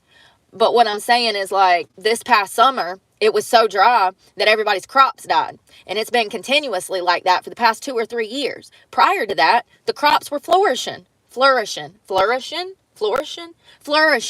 So, I don't know. Something's going on out here. Something's definitely going. And then it's getting hotter. Like, there's no denying that. Some of the summers that we've had in the past 2 or 3, 4, 5 years have been intense, bruh. Intense. Last summer I didn't have an AC. My AC broke in my truck. And so I like to die, y'all. I'm not even exaggerating. I was having serious health problems from the dehydration. It's definitely getting hotter. The seasons are all over the place. I mean, in North Carolina last winter, I'll never forget, It was either December or January. I think it was January. There was a day in January where we had 89-degree temperatures. In the middle of winter, it was 89 degrees. I will never forget that. And I'm pretty sure it was January of last year. It's just like, what is going on? Like, this is winter and it's 90 degrees out here.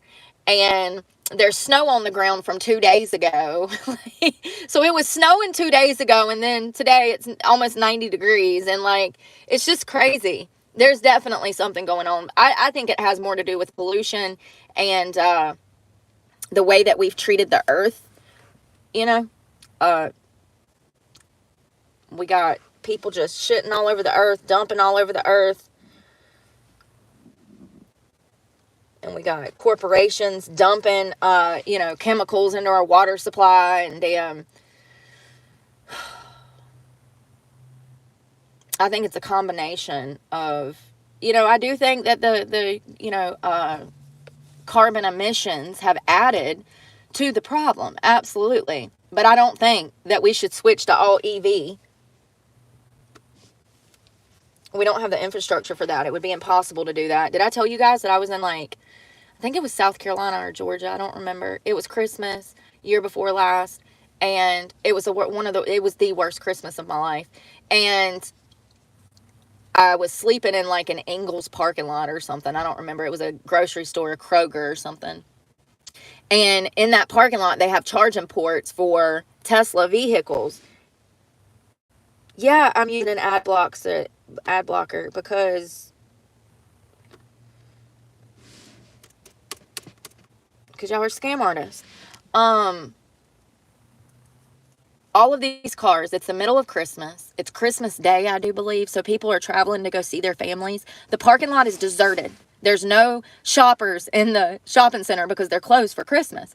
But all of these EV charging stations, every single one of them was taken up by EV vehicles. And not only that, there was a line of people waiting to charge their EV cars.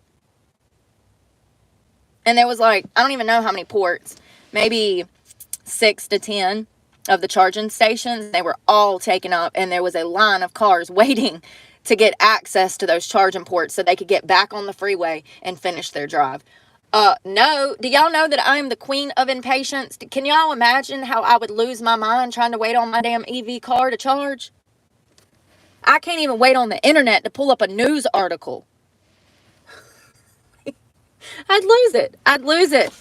I'm talking I drove it off a bridge to get gap insurance to cover the total loss of the damn EV so that I could go get me a gas truck again.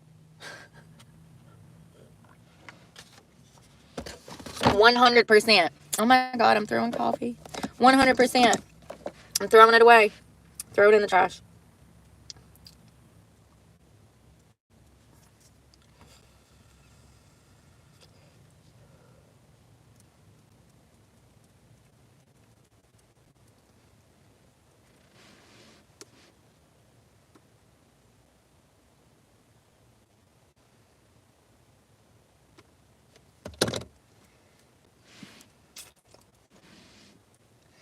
Uh-oh.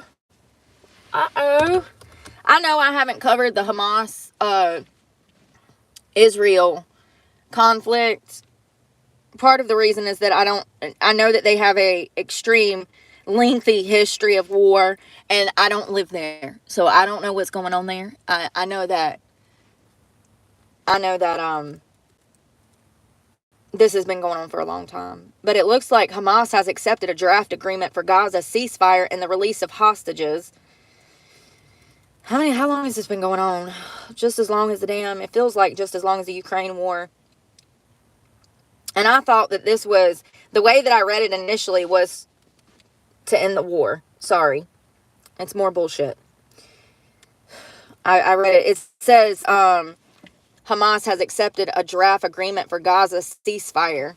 And I thought that they were talking about ending the war. Clearly not. They're going to temporarily cease fire to damn recuperate so they can go back at it again.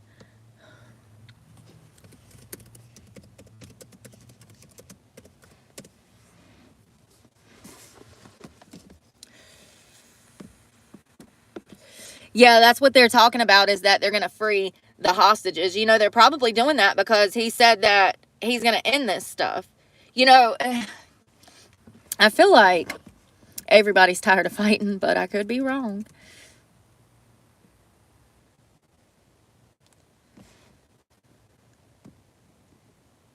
I could be wrong. Trump has said that that's his main plan, is to end these wars, and I think that he will. Most of these leaders respect him greatly, and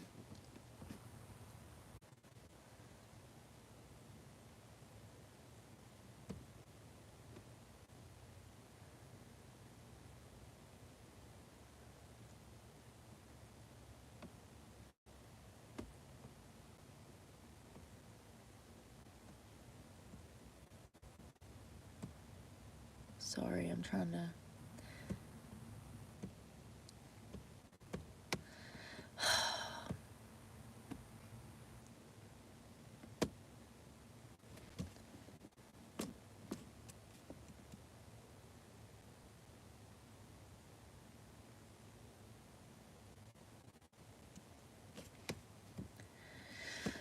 Because I use an ad blocker, I can't read half of this stuff, because when I go to the website, it kicks me back out. It's making me so mad.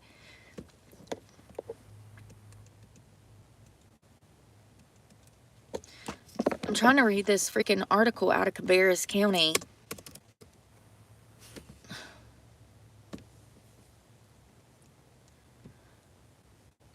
Harrisburg. Domestic violence situation. 2 people dead following a deputy-involved shooting in Harrisburg on Monday. It looks like this man was arguing with his girlfriend or wife. They have not released either of the victims. Well, they haven't released the victim's name and the suspect's name at this time. But it looks like they were fighting. And when somebody called the cops. When the cops showed up at the property, they saw a man blatantly shoot and kill his spouse. And then he turned to start shooting at the deputies, who then returned fire and shot and killed him. So he got in a shootout with the cops after he shot this woman right in front of the cops. And it says deputies have not released the name of the woman or the suspect. The deputies involved in the incident have been placed on administrative leave, which is standard protocol. I understand that, and I guess I'm kind of glad that they do that. But when it comes to an officer beating the hell out of an inmate, nothing's done about that. When clearly this man shot his spouse right in front of deputies, and I'm sure that I would hope that some of that is on body camera footage, but regardless, they'll be able to determine through autopsy and bullets that he shot her. Hold on.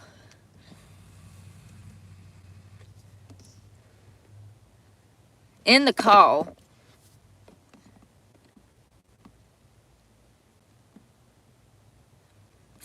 so it looks like Channel 9 listened to the 911 call but chose not to air the recording since it was the final moments of the victim's life.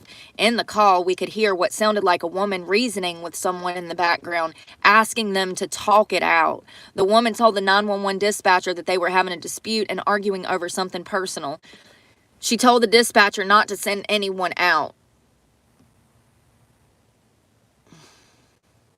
They responded regardless, and that's when they showed up. And it looks like the cops witnessed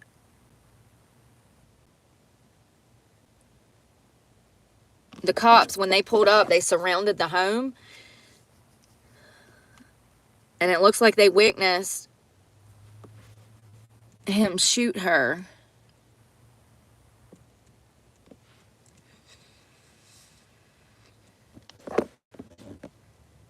Something that's interesting to me is the fact that apparently on this 911 call, this girl is begging and pleading with her boyfriend or husband to talk this out and to calm down.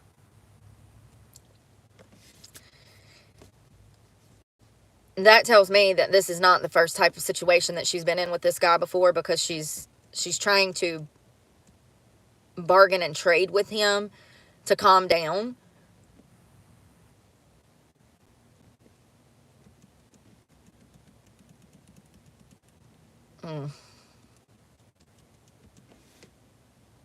I think that these types of DV situations are really sad because it's kind of hard to leave your abuser because there's a codependency there. And a lot of people who have never been in these types of situations don't understand why women just don't leave or men just don't leave, because men absolutely have been victims of these types of situations too every single day. The best explanation that I can give is that, number one, you love this person. Number two, you want to see the good in this person, and you have faith that this person will change. Also, another thing, they're not always evil. They're just evil for a little while. And when they are evil, it's the worst of the worst. But when they're good to you, it's the best of the best. So it's a catch-22 that psychologically has you dependent upon them and trapped to them. And a lot of these women, clearly, this woman had been through this before because she's in the background of a 911 call. And clearly, if she called 911, then she was fearing for her damn life. And it's sad. It's sad because it sounds like this was a highly toxic, volatile, domestic violence situation. And it's sad. I just hope that she didn't have any kids. And what a piece of shit. I mean, for real. I mean, just a piece of crap.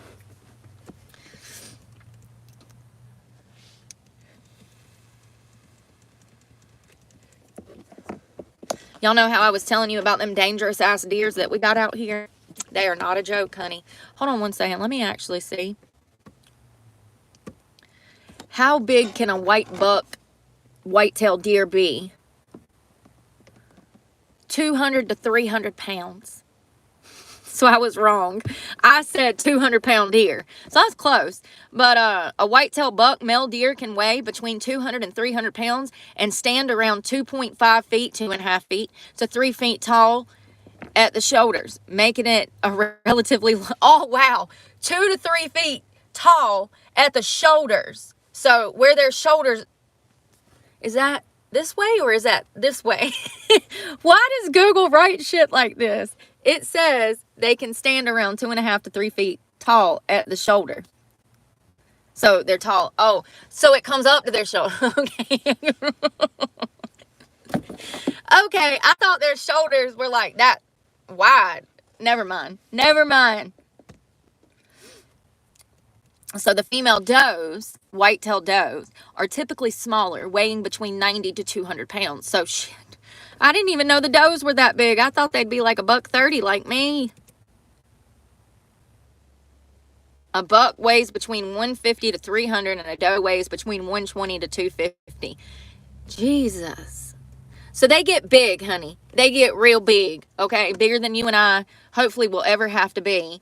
And there was a family, a mother and a daughter that died from damn deer. They were on Gold Hill Road just outside of Cabarrus County. And this happened right before Christmas. It was on Christmas Day. Right before 10 p.m. What do I tell y'all? Don't be out in these streets after dark. Nothing good happens after dark, honey. And them deer, even in the summer, let's say we have an 80-degree day or a 75-degree day, and then that temperature is going to drop at night down to 50s or potentially even upper 40s. They're going to be moving. They're going to be moving. So that is a telltale sign. When you have a hot day and then that temperature drops low at night, the deer are going to be moving. They're going to be out grazing. They're going to be out roaming. And when that temperature drops like that, they're going to be out bad. But also in the wintertime, they're just out in general. So you got to be careful in the winter months where it's getting darker at 5 p.m. and then, you know, they're out roaming and you can't see them and they're huge. And it's a bad issue where I'm at currently. You just ride down these backcountry roads and you'll see a deer in a ditch and you're like, oh God, somebody hit a deer last night. It's really bad and they're big. So it looks like a mother and a daughter have died in a crash in Cabarrus County, and it unfolded on Christmas. It was because that was hit by another car, broke through their own windshield.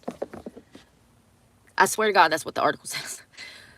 It says because a deer that was hit by another car broke through their windshield. So it looks like State Patrol were called to the scene along Gold Hill Road just before 10 p.m. on Wednesday for what was initially reported as a two-car crash. The agency said that the investigation revealed further details about what exactly happened. Troopers said a driving headed southwest on Gold Hill Road hit a deer, sending the animal left of the center lane. The deer, however, hit a car driven by 31-year-old Melissa Ann Mullis with her 12-year-old daughter, Carson Cummins, inside. The deer smashed through the car's windshield. Both Mullins and Cummins were pronounced dead at the scene. Jesus Christ, talk about a freaking freak accident. They didn't even hit the deer. Another car hit the deer. It flung the deer through their windshield, impaled them, and killed them. Crazy. I got chill bumps. Talk about a freaking accident. The deer smashed through the car's windshield, and both of these people were pronounced dead at the scene. Troopers said everyone involved in the crash was wearing a seatbelt at the time, and no charges have been filed. Lord. You know, this is going to be kind of morbid that I say this, but I hope that this woman was a single mother. I hope there's not a father out here that just lost his wife and daughter. What a freak accident. You know, I could see that happening because me and my mother and her best friend Tina and one of my siblings was riding to the Wilmington coast one time. We were going to Carolina Beach, and we were on I-40 right before the split at Raleigh. We was about to make that right to go to Raleigh, towards Raleigh, to go to the coastline. And there was a transfer truck that lost a tire. The whole tire come off of the truck, and it's just bouncing, hitting cars. It rolled up one car, the whole front windshield, hit another car. I don't think that it hit our car, but it hit like 2 or 3 cars next to us and the tires just rolling down the road. And it rolls up the hood of a car beside us. How old was I? I was probably 8 or 9, maybe 7. I remember that distinctively. And like I said, I don't remember it hitting us, but I remember the cars slamming on brakes and everybody being like, skirt, all over the highway, and everybody trying to miss the damn tire, but not looking at who was beside them before they merged into other lanes to run away from the tire. It was crazy. It was crazy. So, you know, if a transfer truck tire can almost, you know, cause a 20-car pileup on a freeway, imagine what a deer could do if it's being tossed, hit by cars, and cars are coming towards the animal at a high rate of speed as it's being tossed into the front windshield. Horrible, horrible, horrible. Damn freak ass accidents. I feel horrible for that little girl, Carson. God. And the mother, of course, but like, damn, 12-year-old? She ain't even started to live her life.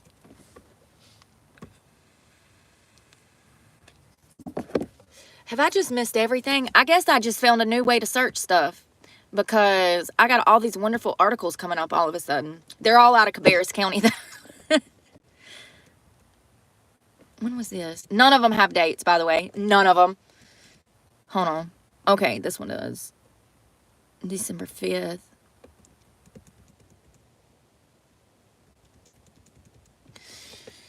And this one didn't tell me nothing, so I gotta go find the information.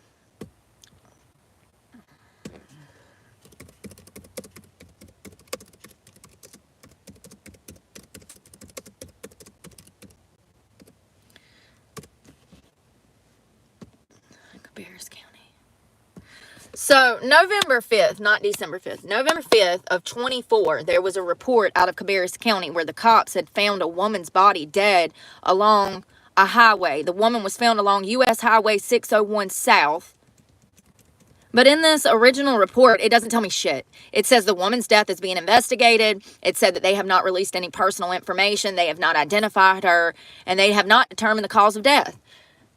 So why even tell us that you found a damn body? Because you ain't giving us no damn information. You should have waited a week to get the autopsy back and then told us. So I then went and found out 20 days later, on the 25th of November, 20 days after they found her body, she was finally identified. What a pretty girl. What a pretty girl. She had a very pretty, unique, her eyes, and she's just gorgeous. That's so sad. Hold on. So they found her body Oh, Lord, I ain't going to be able to say this name, y'all. Her last name is Dade. She was 33. She was reported missing by family. Her name is I'm sorry. I don't know if that's an L or an I, honey. Liltrid or Iitrid. Listen. She was actually reported missing in Florida, Orange County. How the hell did she wind up in North Carolina dead on a highway? So her family members reported her missing November 2nd. And we know that her body was found November 5th. And she was identified November 25th. How did she end up in North Carolina? She was a Florida resident. It looks like she was known to be with her boyfriend,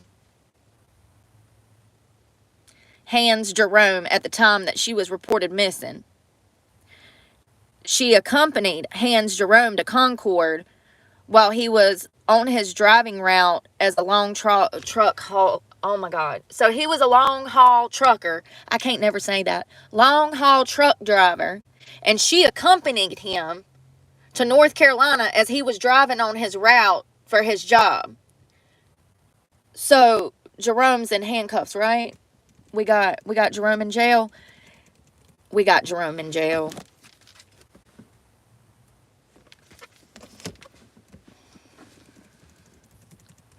He's been charged with unlawful concealment of a death, and he's been held under a $1 million secure bond. The investigation is still active. I want to see, now that I have her name, if there's any update. How did she die? Why did he kill her? The poor girl. It sounds like she had a family that really loved her because they're the ones that reported her missing.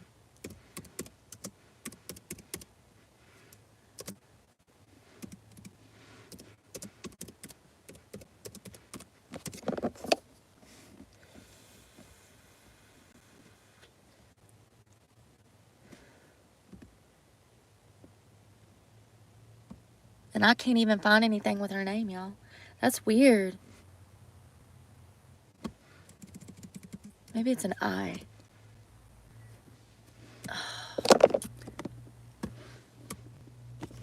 My hair's getting on my nerves. It's like wrapped around my face in this hoodie. I've got only 2 hoodies.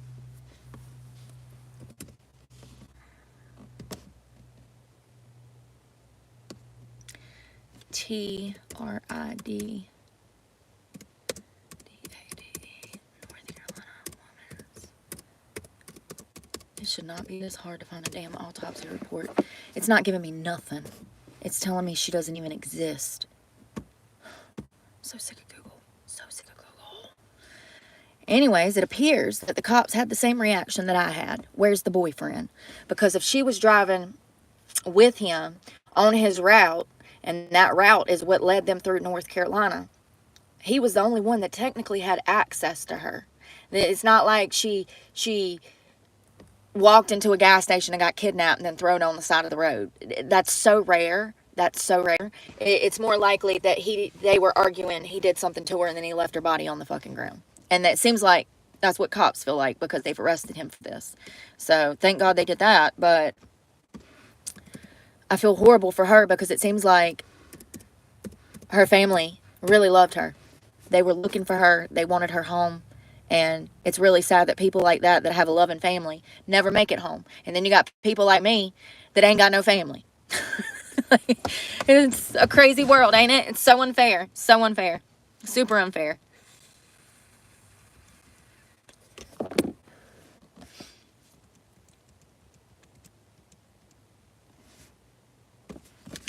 Where's my chapstick?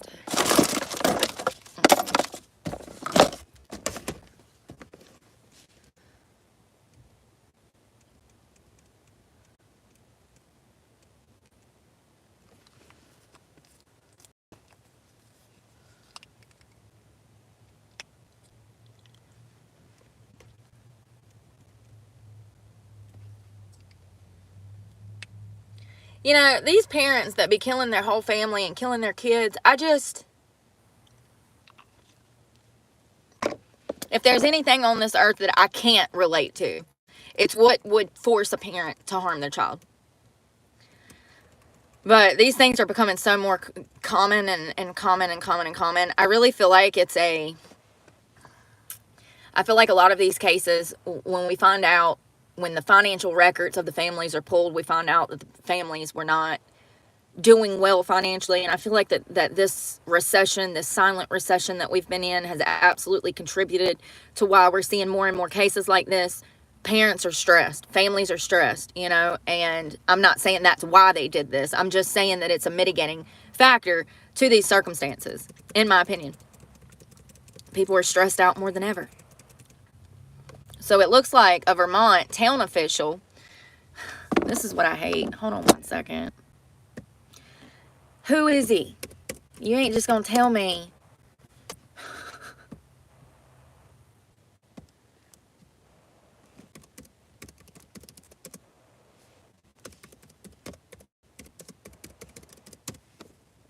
His name's Brian Crossman.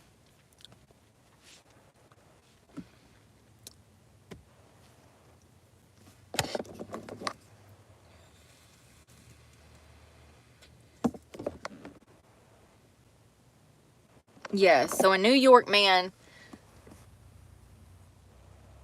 who was in Vermont, this happened in Vermont, but he was originally, his name's Brian Crossman. He was a city town of Vermont official, elected official, and he's accused of killing his father, his stepmother, and his 13-year-old stepbrother in Vermont earlier this month. And hold on one second.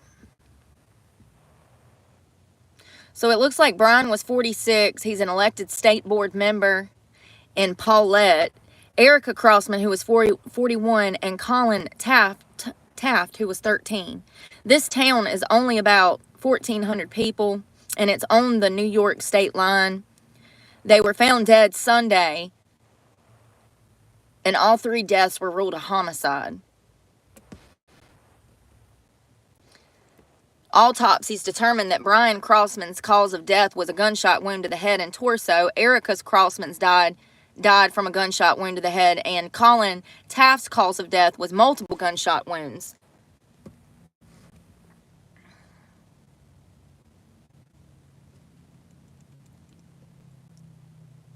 So which one was his father? Oh, he was the junior. Brian Crossman Jr. is 23. So he survived. He was the shooter. He killed his dad, his stepmother, and his younger brother. Jesus freaking Christ. What is wrong with people?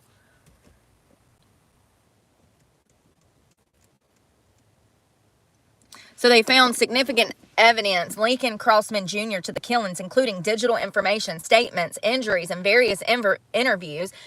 Vermont State Police said that he's got a public defender now and that they're going to be prosecuting to the fullest extent of the law. A search of his cell phone found multiple internet searches related to the serial killers and unsolved murders. Relatives told police that Brian Crossman Jr. had a troubled relationship with his father because of Crossman Jr.'s mental health and learning disabilities. He was spending the weekend at his father's and stepmother's while his mother was out of town. The couple had just married in July, and Erica Crossman told her husband's friend that she didn't feel safe with Crossman Jr. at their home, and she was afraid to be there with him alone. Girl.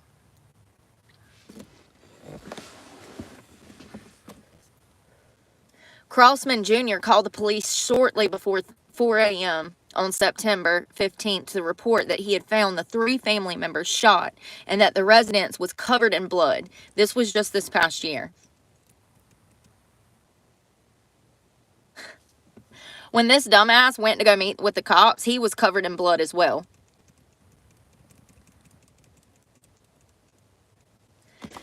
He said that his blood had clothes on them because he tried to drag his deceased father outside of the house and load him into a utility vehicle to take him to his grandmother's house across the road.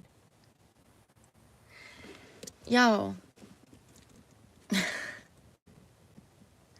So police found multiple guns and ammunition around the house, including a semi-automatic handgun on an area rug in the mud room, and a 12-gauge shotgun on a table in the dining room, and another shotgun on a couch, and an open firearm cabinet and an open firearm safe. Jesus Christ. So it looks like they admitted this guy into the hospital, the mental ward. He had a court appearance, and then he was held without bond. So they determined through autopsy that all 3 of these people were shot and killed intentionally.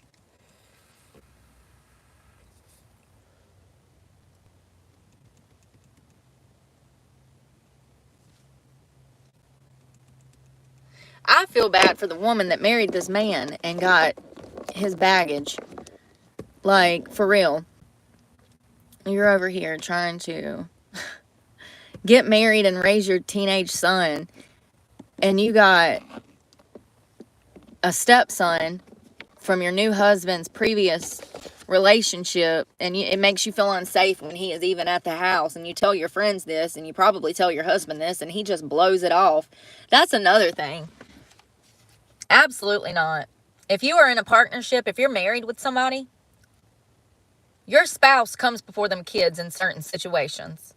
This is one of those situations where this man should have took his wife's concerns seriously, okay? And maybe had his son committed to a mental ward instead of putting his whole family in danger. Because it sounds like this kid already had a history of instability in his life. It sounds like he was already problematic for the family. And it sounds like he had mental health problems, issues before. And if she's over here telling her friends and family that she feels unsafe with Brian Crossman Jr. in the house, you know she told her husband. She's telling anybody that'll listen.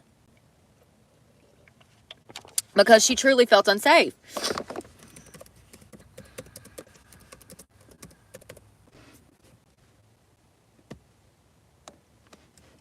It's one of those things. I saw a Dr. Phil special where a man married a woman. He had a previous son from a previous relationship. These people started having kids together, and they noticed that this boy at the time, who was like 10 or 12, that he started to act out sexually in the home against his siblings. And these people, the stepmother in particular, felt really uncomfortable with this boy in the home. So they decide as a family to send this boy to like a mental hospital or a wilderness camp or something to try to get him back on track. Well, while he's at this mental facility, it is revealed that he has strong thoughts of rape and torture as a child. We're talking a 10-year-old, 12-year-old. He tells his therapist that he wants to torture his baby sister. He wants to kill his baby sister. He wants to abuse her and kill her. A child who is not even a teenager. He also talks about wanting to violate sexually other people, other children. And he states to his psychologist that when he gets the opportunity, he will follow through with his plans to harm other children sexually. Now, this is a Dr. Phil episode you can go watch. This couple made the best decision for the better good of the family by getting this child out of their property. I'm not saying that you need to abandon your child, but what I am saying is that you owe your other children the safety and security in that home. And if you have a child that is showing this type of behavior, making these types of comments, you need to remove that child out of your home immediately. And, you know, once again, going back to gut intuition, this new mother knew that something was not right. She could feel it. She could feel it. And unfortunately, nobody listened to her. Nobody heard her out. And the man that she was married to blew off her concerns, in my opinion. Blew off her concerns. And it led to the whole family being murdered. Because this kid was unstable. It's just crazy. Y'all need to go watch that Dr. Phil episode. I'm sure if you look up... parents say teenage son is a pedophile, you'll be able to find it because it's crazy. It is literally one of the craziest episodes of Dr. Phil I've ever watched. I don't watch a lot of Dr. Phil, but sometimes it pops up and I'm like, ooh, that headline, let me see what this is about, you know? So sometimes they get you with the damn headlines, and that was one of the ones that got me. And this little boy makes it very clear that his sole purpose in life is to sexually torture and harm other children. I'm going to go out on a limb and say that little Harry over here needs to stay in the mental hospital for the rest of his life. If he's already 10 years old having sexual fantasies of torturing people, what do you think's going to happen when he's 30? Because these things escalate. It's just crazy. It's sickening. It's scary. There's tons of children like that. Y'all just don't even know. Don't even know. Little psychopaths in the making.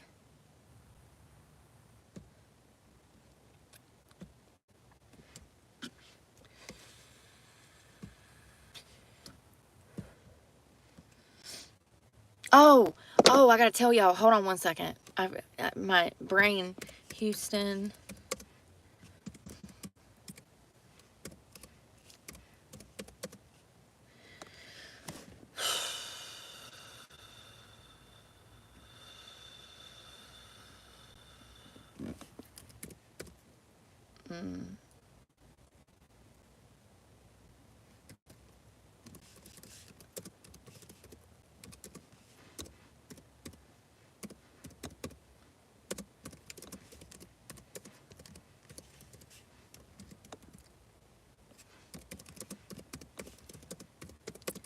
So I saw this morning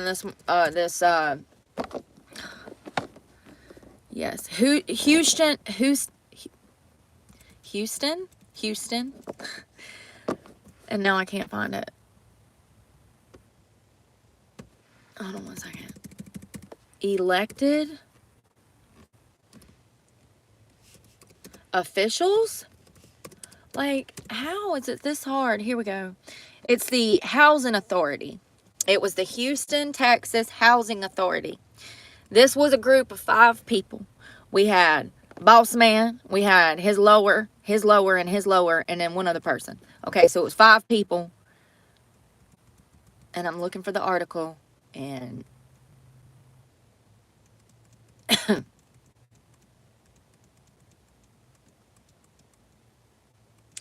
you know, I can't find the article. I saw it on YouTube. It was a news article. So I'm just going to tell you the best of my ability. The Houston, and I don't know if it was the housing, who it was. Hold on one second.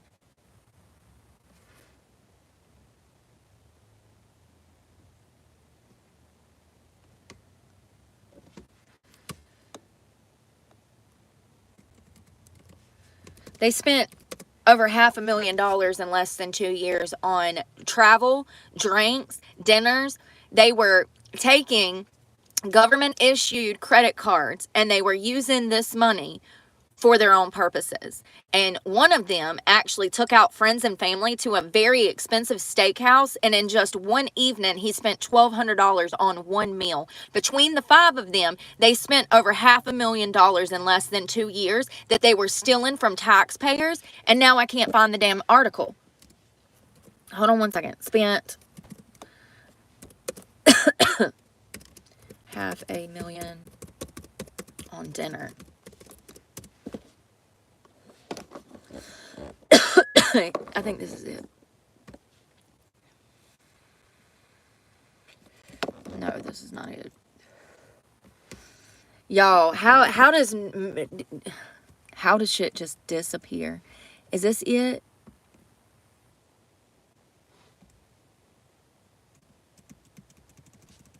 So it was 5 of them, most of which were DEI hires, and they were spending taxpayer. They were using money that was supposed to go to the city and to the people, money that is supposed to be used. I'm getting so mad right now because I don't fucking understand how shit just disappears, bruh.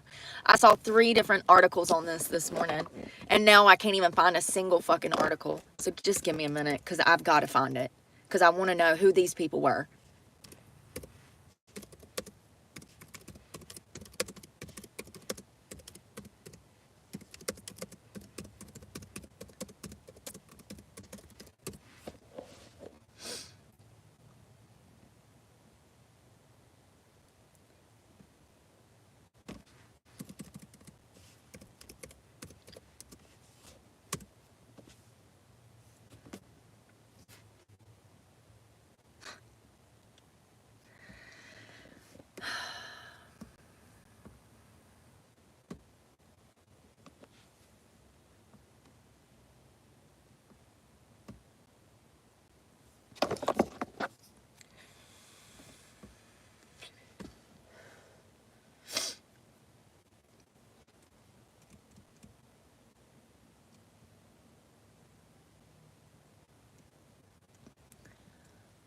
Yes, it was the housing, and this dropped. Here it is. Hold on one second. When did this drop? Hold on.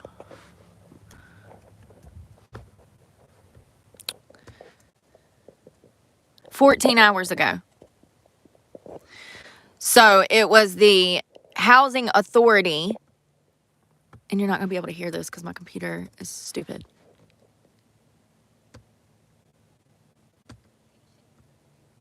So they were paying for vacations. They were paying for lavish dinners at 5-star Michelin. Look at these receipts. He got, hold on one second.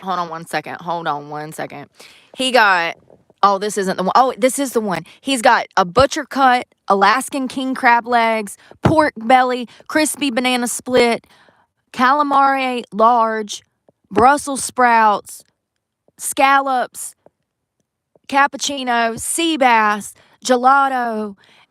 Y'all. Whoo, honey. Hold on, I want to see the pictures. Look at that, $1,200 for one meal. This poor lady is about to be homeless, and so they showcase her. So the media was able to get every single receipt from the cards from these 5 employees. $500,000 they've spent on dinner, lavish travel, trips. This is crazy. $100,000 paid for just travel for them to take lavish trips. Unbelievable. Unbelievable. So this is out of Houston, and this is the housing authority.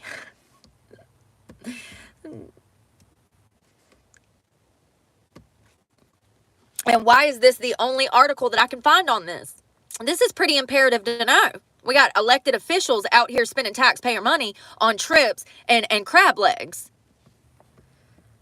One of those guys, within the first 6 months of having that credit card, he had ran up over $50,000. It's unbelievable.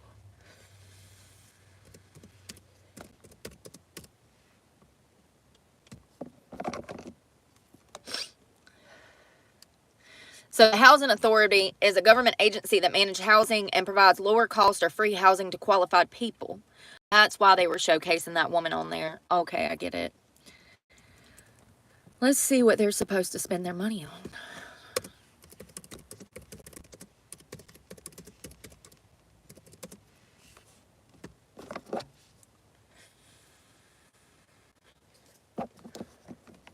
So housing authorities spend money on a variety of programs and services, including operating costs, capital outlays, and home ownership opportunities. I don't see lavish dinners, plane trips. Like, I don't see air travel on here for elected officials. I'm sorry. Am I missing something? This is what's been going on all over this country. This is not an isolated incident. I'm willing to bet that there is a crooked government agency in every city in this country. This is what is going on. This is where our money is going. This is why we're all poor. Like, this is the housing committee over here blatantly stealing taxpayer money from its citizens in Houston. Meanwhile, little old Cheryl that they broadcasted on there, she's about to lose her apartment. Makes me sick. And none of them look like they needed another meal. Did you see them? They've been living high on the hog, honey. They so high on the hog, they done become hogs. Makes me sick. Really does.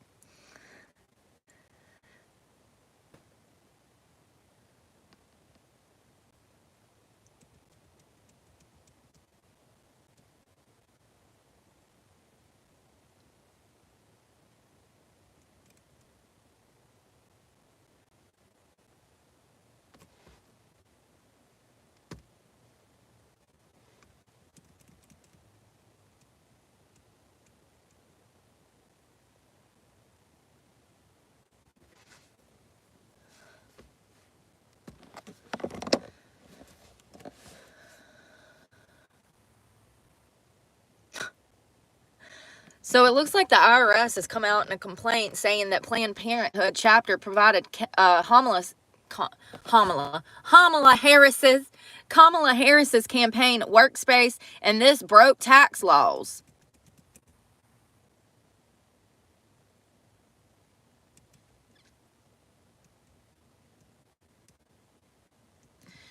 You know what? This damn computer. So it looks like a Planned Parenthood chapter in Florida allegedly violated its tax-exempt statute by providing workspace for the Harris-Walz presidential campaign. The IRS has put out a complaint against Harris and Walz over this, saying that they broke laws. They broke tax laws because Planned Parenthood allowed Harris and Walz to use this space for their campaign. Shit just gets worse and worse for her, don't it? Hell, lock her up. Nobody will care. That's where she needs to be anyways. Her and Tim Walz.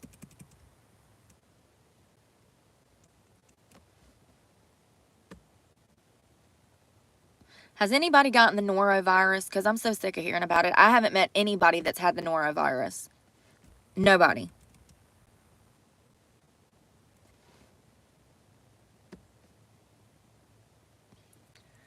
Oh, God.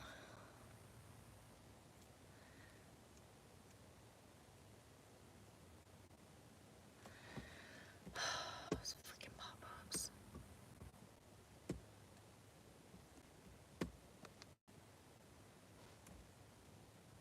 So it looks like January 13th. Hold on one second.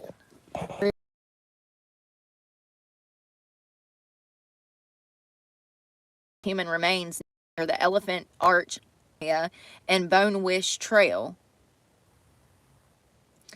Officers responded to the scene and confirmed that they were in fact human remains. According to a press conference on Monday from police, the remains were in various states of decomposition, indicating that they had been there for an extended period of time.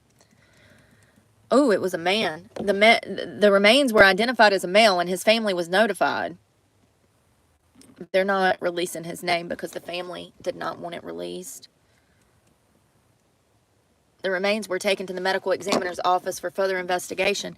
Damn, I bet they're going to have to do an autopsy. But his body's been out in the elements for so long, it might be hard to determine a cause of death. Sounds like he was dumped there. Maybe he had a hiking accident and fell.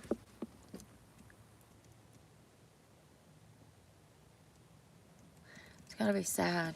And why didn't they report him freaking missing? Like, if his body's been out there in the elements for a while...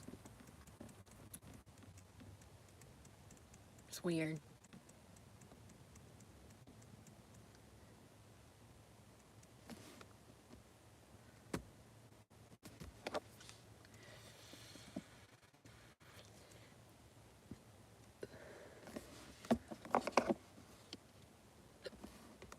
Yeah, I got heartburn.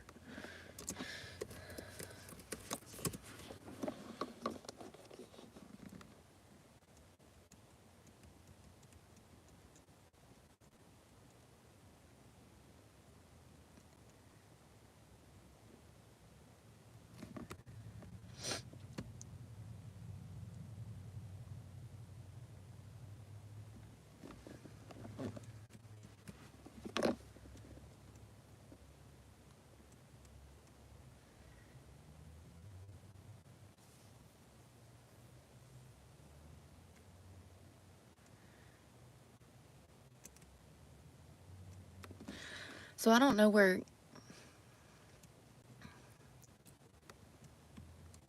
Gallatin, Pennsylvania, Galeton, Gallatin, Pennsylvania. Murder charges have been filed against a tipster who reported the location of a body in July of 2020. Y'all took 5 years to arrest this guy?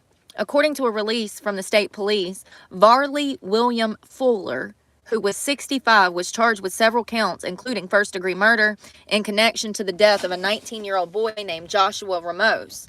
Fuller called the state police on July 5th of 2020 and told them that he had information regarding the homicide of Joshua. Fuller, Felicia Kay, and Kristen Lauren, and Kyle Michael were all charged in connection to the death. The group allegedly beat and tortured Ramos for hours before driving to the Gelton woods and choking him to death. Oh, that poor man. That poor man. So they're being charged with first-degree murder, murder of the second degree, murder of the third degree, kidnap to inflict terror, tampering with evidence, and conspiracy to commit murder in the first degree. He was finally arrested on January 10th. Carey, Crosby, Moore have all been sentenced to multiple years incarceration for their participation in the crime. It looks like he was out and they couldn't find him, and they finally got him. Hold on one second.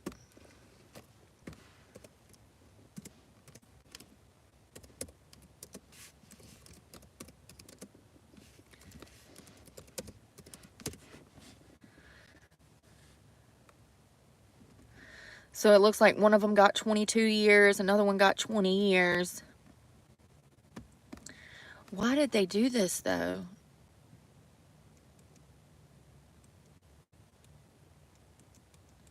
For more than 4 years, the saga of a brutal torture and murder of a Port County man was finally about to come to close, after the last of the three suspects avoided a trial and potentially the death penalty if convicted by accepting a plea agreement.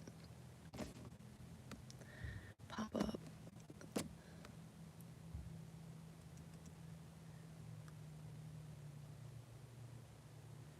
Oh, wow. So he was killed. Joshua Ramos was killed in the spring of 2020, but his body wasn't found until that July. God.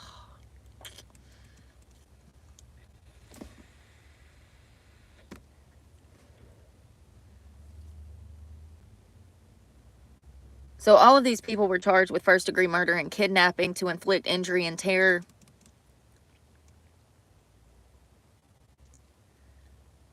Ah, here we got some information. So the unnamed witness, who was the guy Fuller that actually did this crime, who called in and tipped the cops, the unnamed witness who first reported the crime to police described how Moore, Carey, and Crosby, who was also Ramos's girlfriend, savagely beat the victim for more than an hour and then forced him to lick his own blood off the floor and off the shoes of others. So it was one of those girls that was convicted was his girlfriend.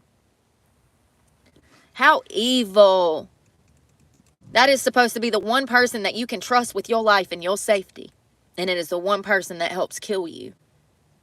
I can't imagine how terrified this poor man was when they were doing this to him.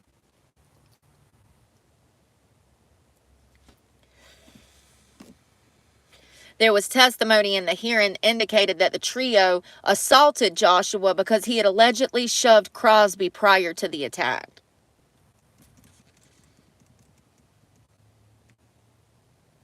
So the suspect, who was the 65-year-old Fuller, took Joshua on a road trip, eventually ending up on Whitman Road in Harrison Valley, where they took Ramos into the woods and hanged him from a tree with a 12-foot pair of jumper cables. It was there, months later, that a state's police cadaver dog located the decomposed body covered with a gray blanket and buried underneath multiple rocks.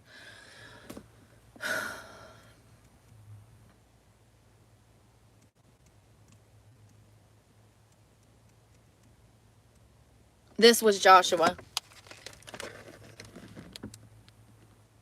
And it looks like he was graduating there.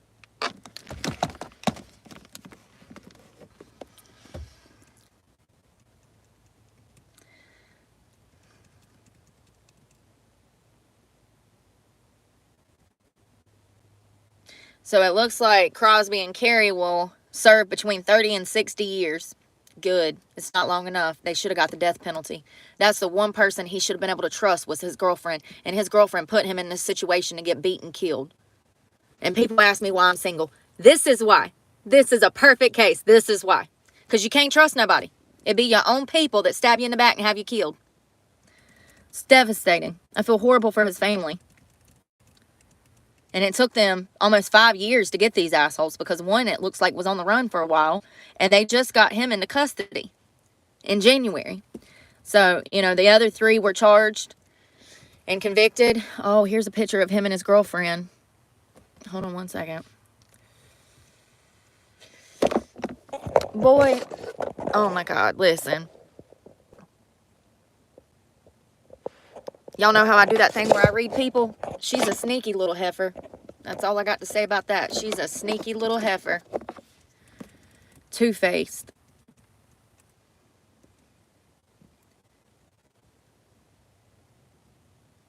So her name is Kristen Lauren Crosby, and she's the one that was sentenced to 30 to 60 years.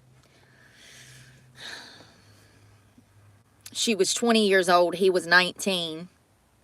And then it looks like she had some friend named Felicia K. Carey, who was 33, and then another friend, the older guy who was 65, Fuller, and then another friend named Kyle, who was 28.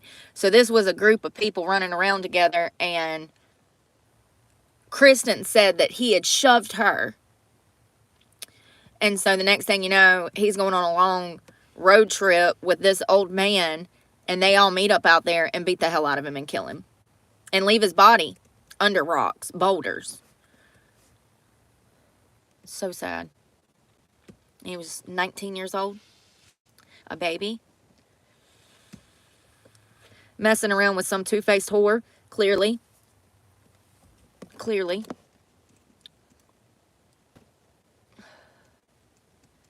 So sad. I kind of want my other sandwich. Where's that cord? My computer's dying.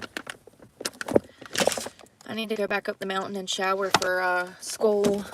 I don't know. I wish that I felt like just getting dressed and going, but I really need to shower. Damn it. Back right. I really do. I really need to shower. I need to wash my hair.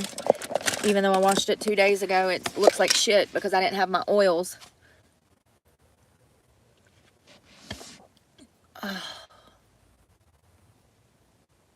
I hate when it's this cold. It really just, I can't do anything. I'm stuck in the car. I'm stuck in the car.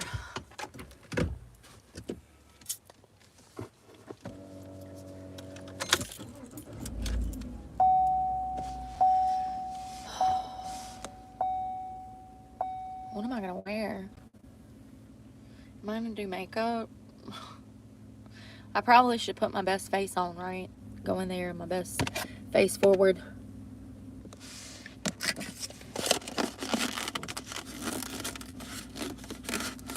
I don't want to, but I need to. The hardest part is just setting everything up. Once you get past that and like your first 2 weeks of class, things get a lot easier. You get in the groove of things. You know where everything is. You know what you're supposed to do. You know how to turn in your assignments. You know how to fill out your classwork. And, you know, it just gets easier after like 2 weeks.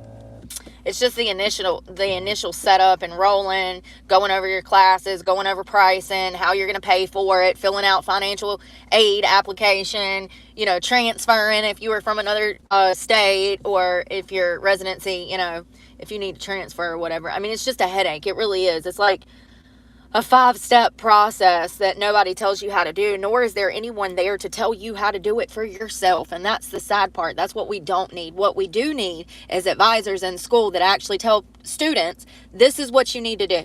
I don't care if they need to put it down on a piece of paper. This is what you need to do. This is all you need to do. And this is how you do it. That is literally their job. Thank God I know how to do this stuff, because if I was some 18-year-old kid that had just graduated high school with no parental guidance like I had at that age, I wouldn't know how to do it. And I didn't, you know? So it's only from years of going through this and taking classes here and there that I even know how to do it. But it's a lot to throw on a damn teenage kid and throw them out there by themselves and expect them to just know how to do it. And I can promise you that you would think as a parent that once they go to that college, the college will figure it all out for them. And that is not the case. That is not the case. Nobody at these colleges want to do their damn job. So, no, throwing them in college and assuming that their advisors and teachers and staff there will help your student. Absolutely not. Absolutely not. It's definitely one of those things that a parent needs to be an active participant in their child's college experience. It takes a whole village. That's what they say. It takes a whole village. So, you know.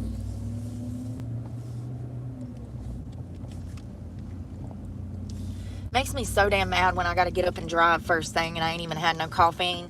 You know, if I had a cup of coffee this morning, I wouldn't have been as mad. But the fact that I ain't had no coffee, it's cold, I'm stressed, you know, it's just like, geez Louise. Jesus, what do you want from me?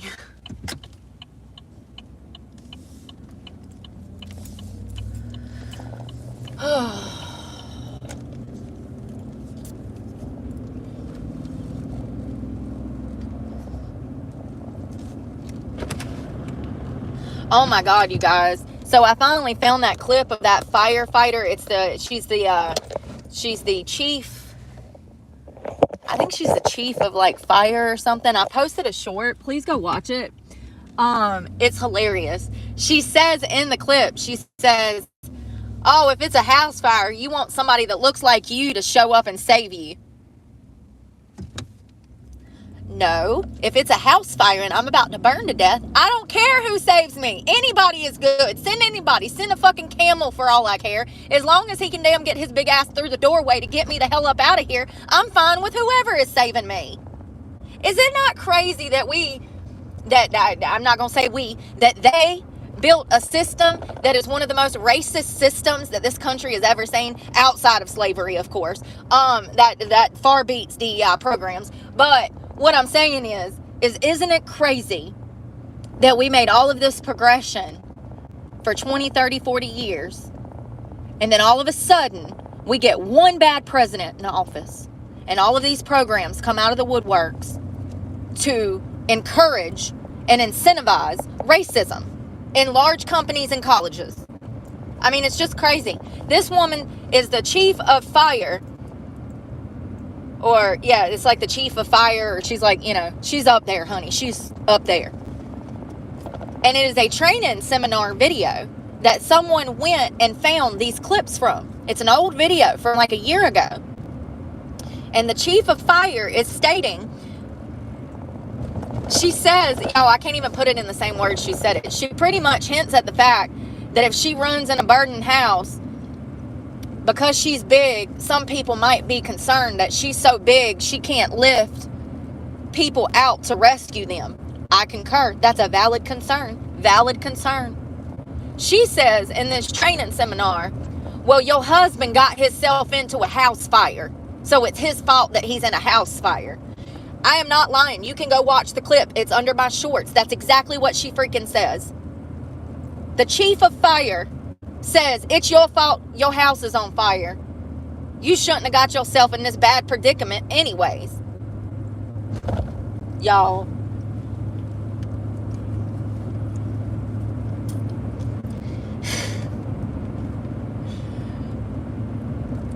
I don't care who you send. They don't need to look like me. And matter of fact, me personally, I hope it's a big old barley man that comes in there to rescue me.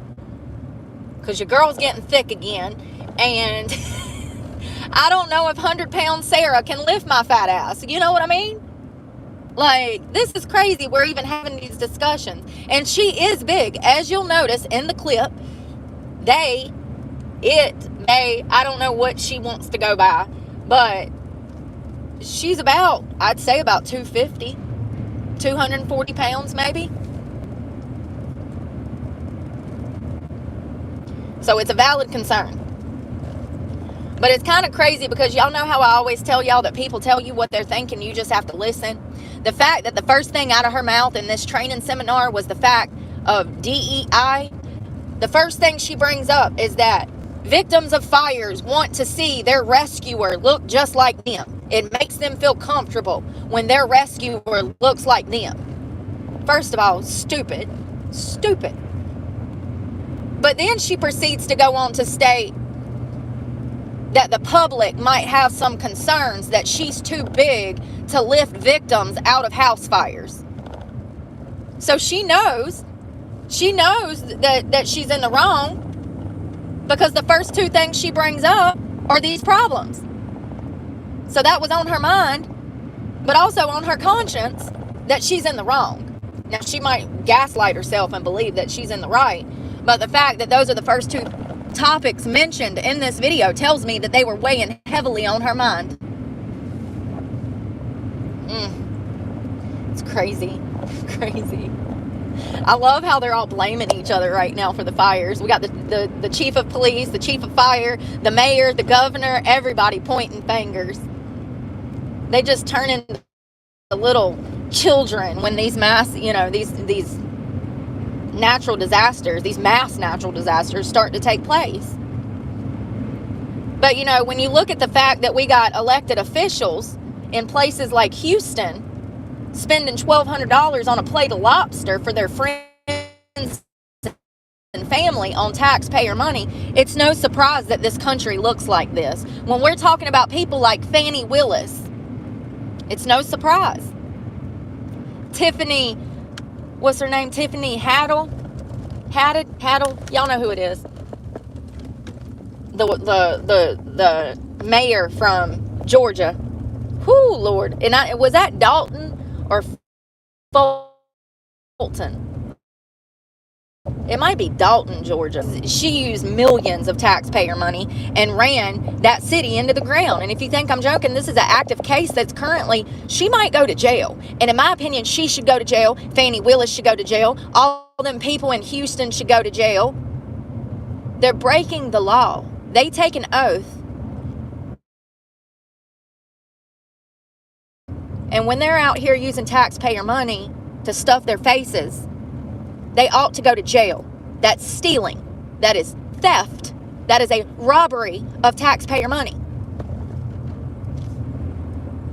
And not to mention, we are supposed to be holding them to a higher standard because they're elected officials. I don't know about you, but I'm not a thief. If I can make it without stealing, they got a good job, a damn high-paying career, they should be able to make it without stealing. And it's kind of ironic that all of this stuff is starting to come to light, but I told you.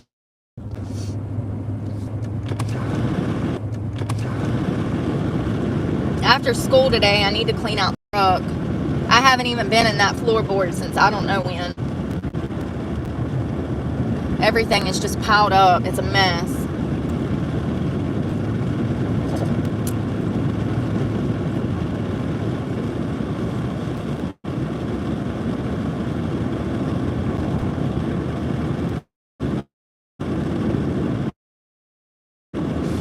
Going back to that wedding thing, people will treat you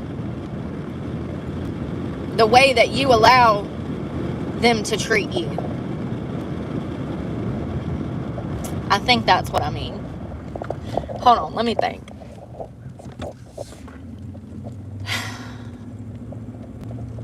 Yes, people will treat you the way that you allow yourself to be treated.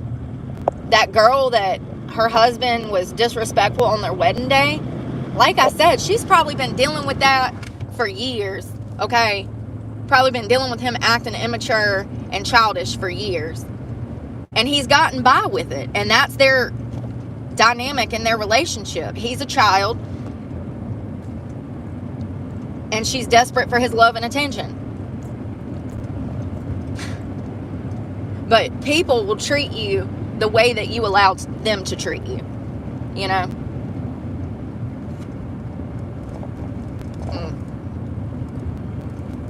That's another reason I'm single. Because I can't, and the two people that I've tried to talk to in like 2 years were both so incredibly immature and fake. And I knew that from the start.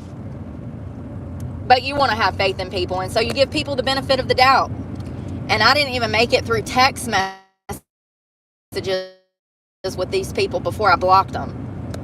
They were incapable of even communicating properly through text. That's a problem. If you can't communicate through text, you can't communicate in real life. Are you illiterate? You can't write? Listen.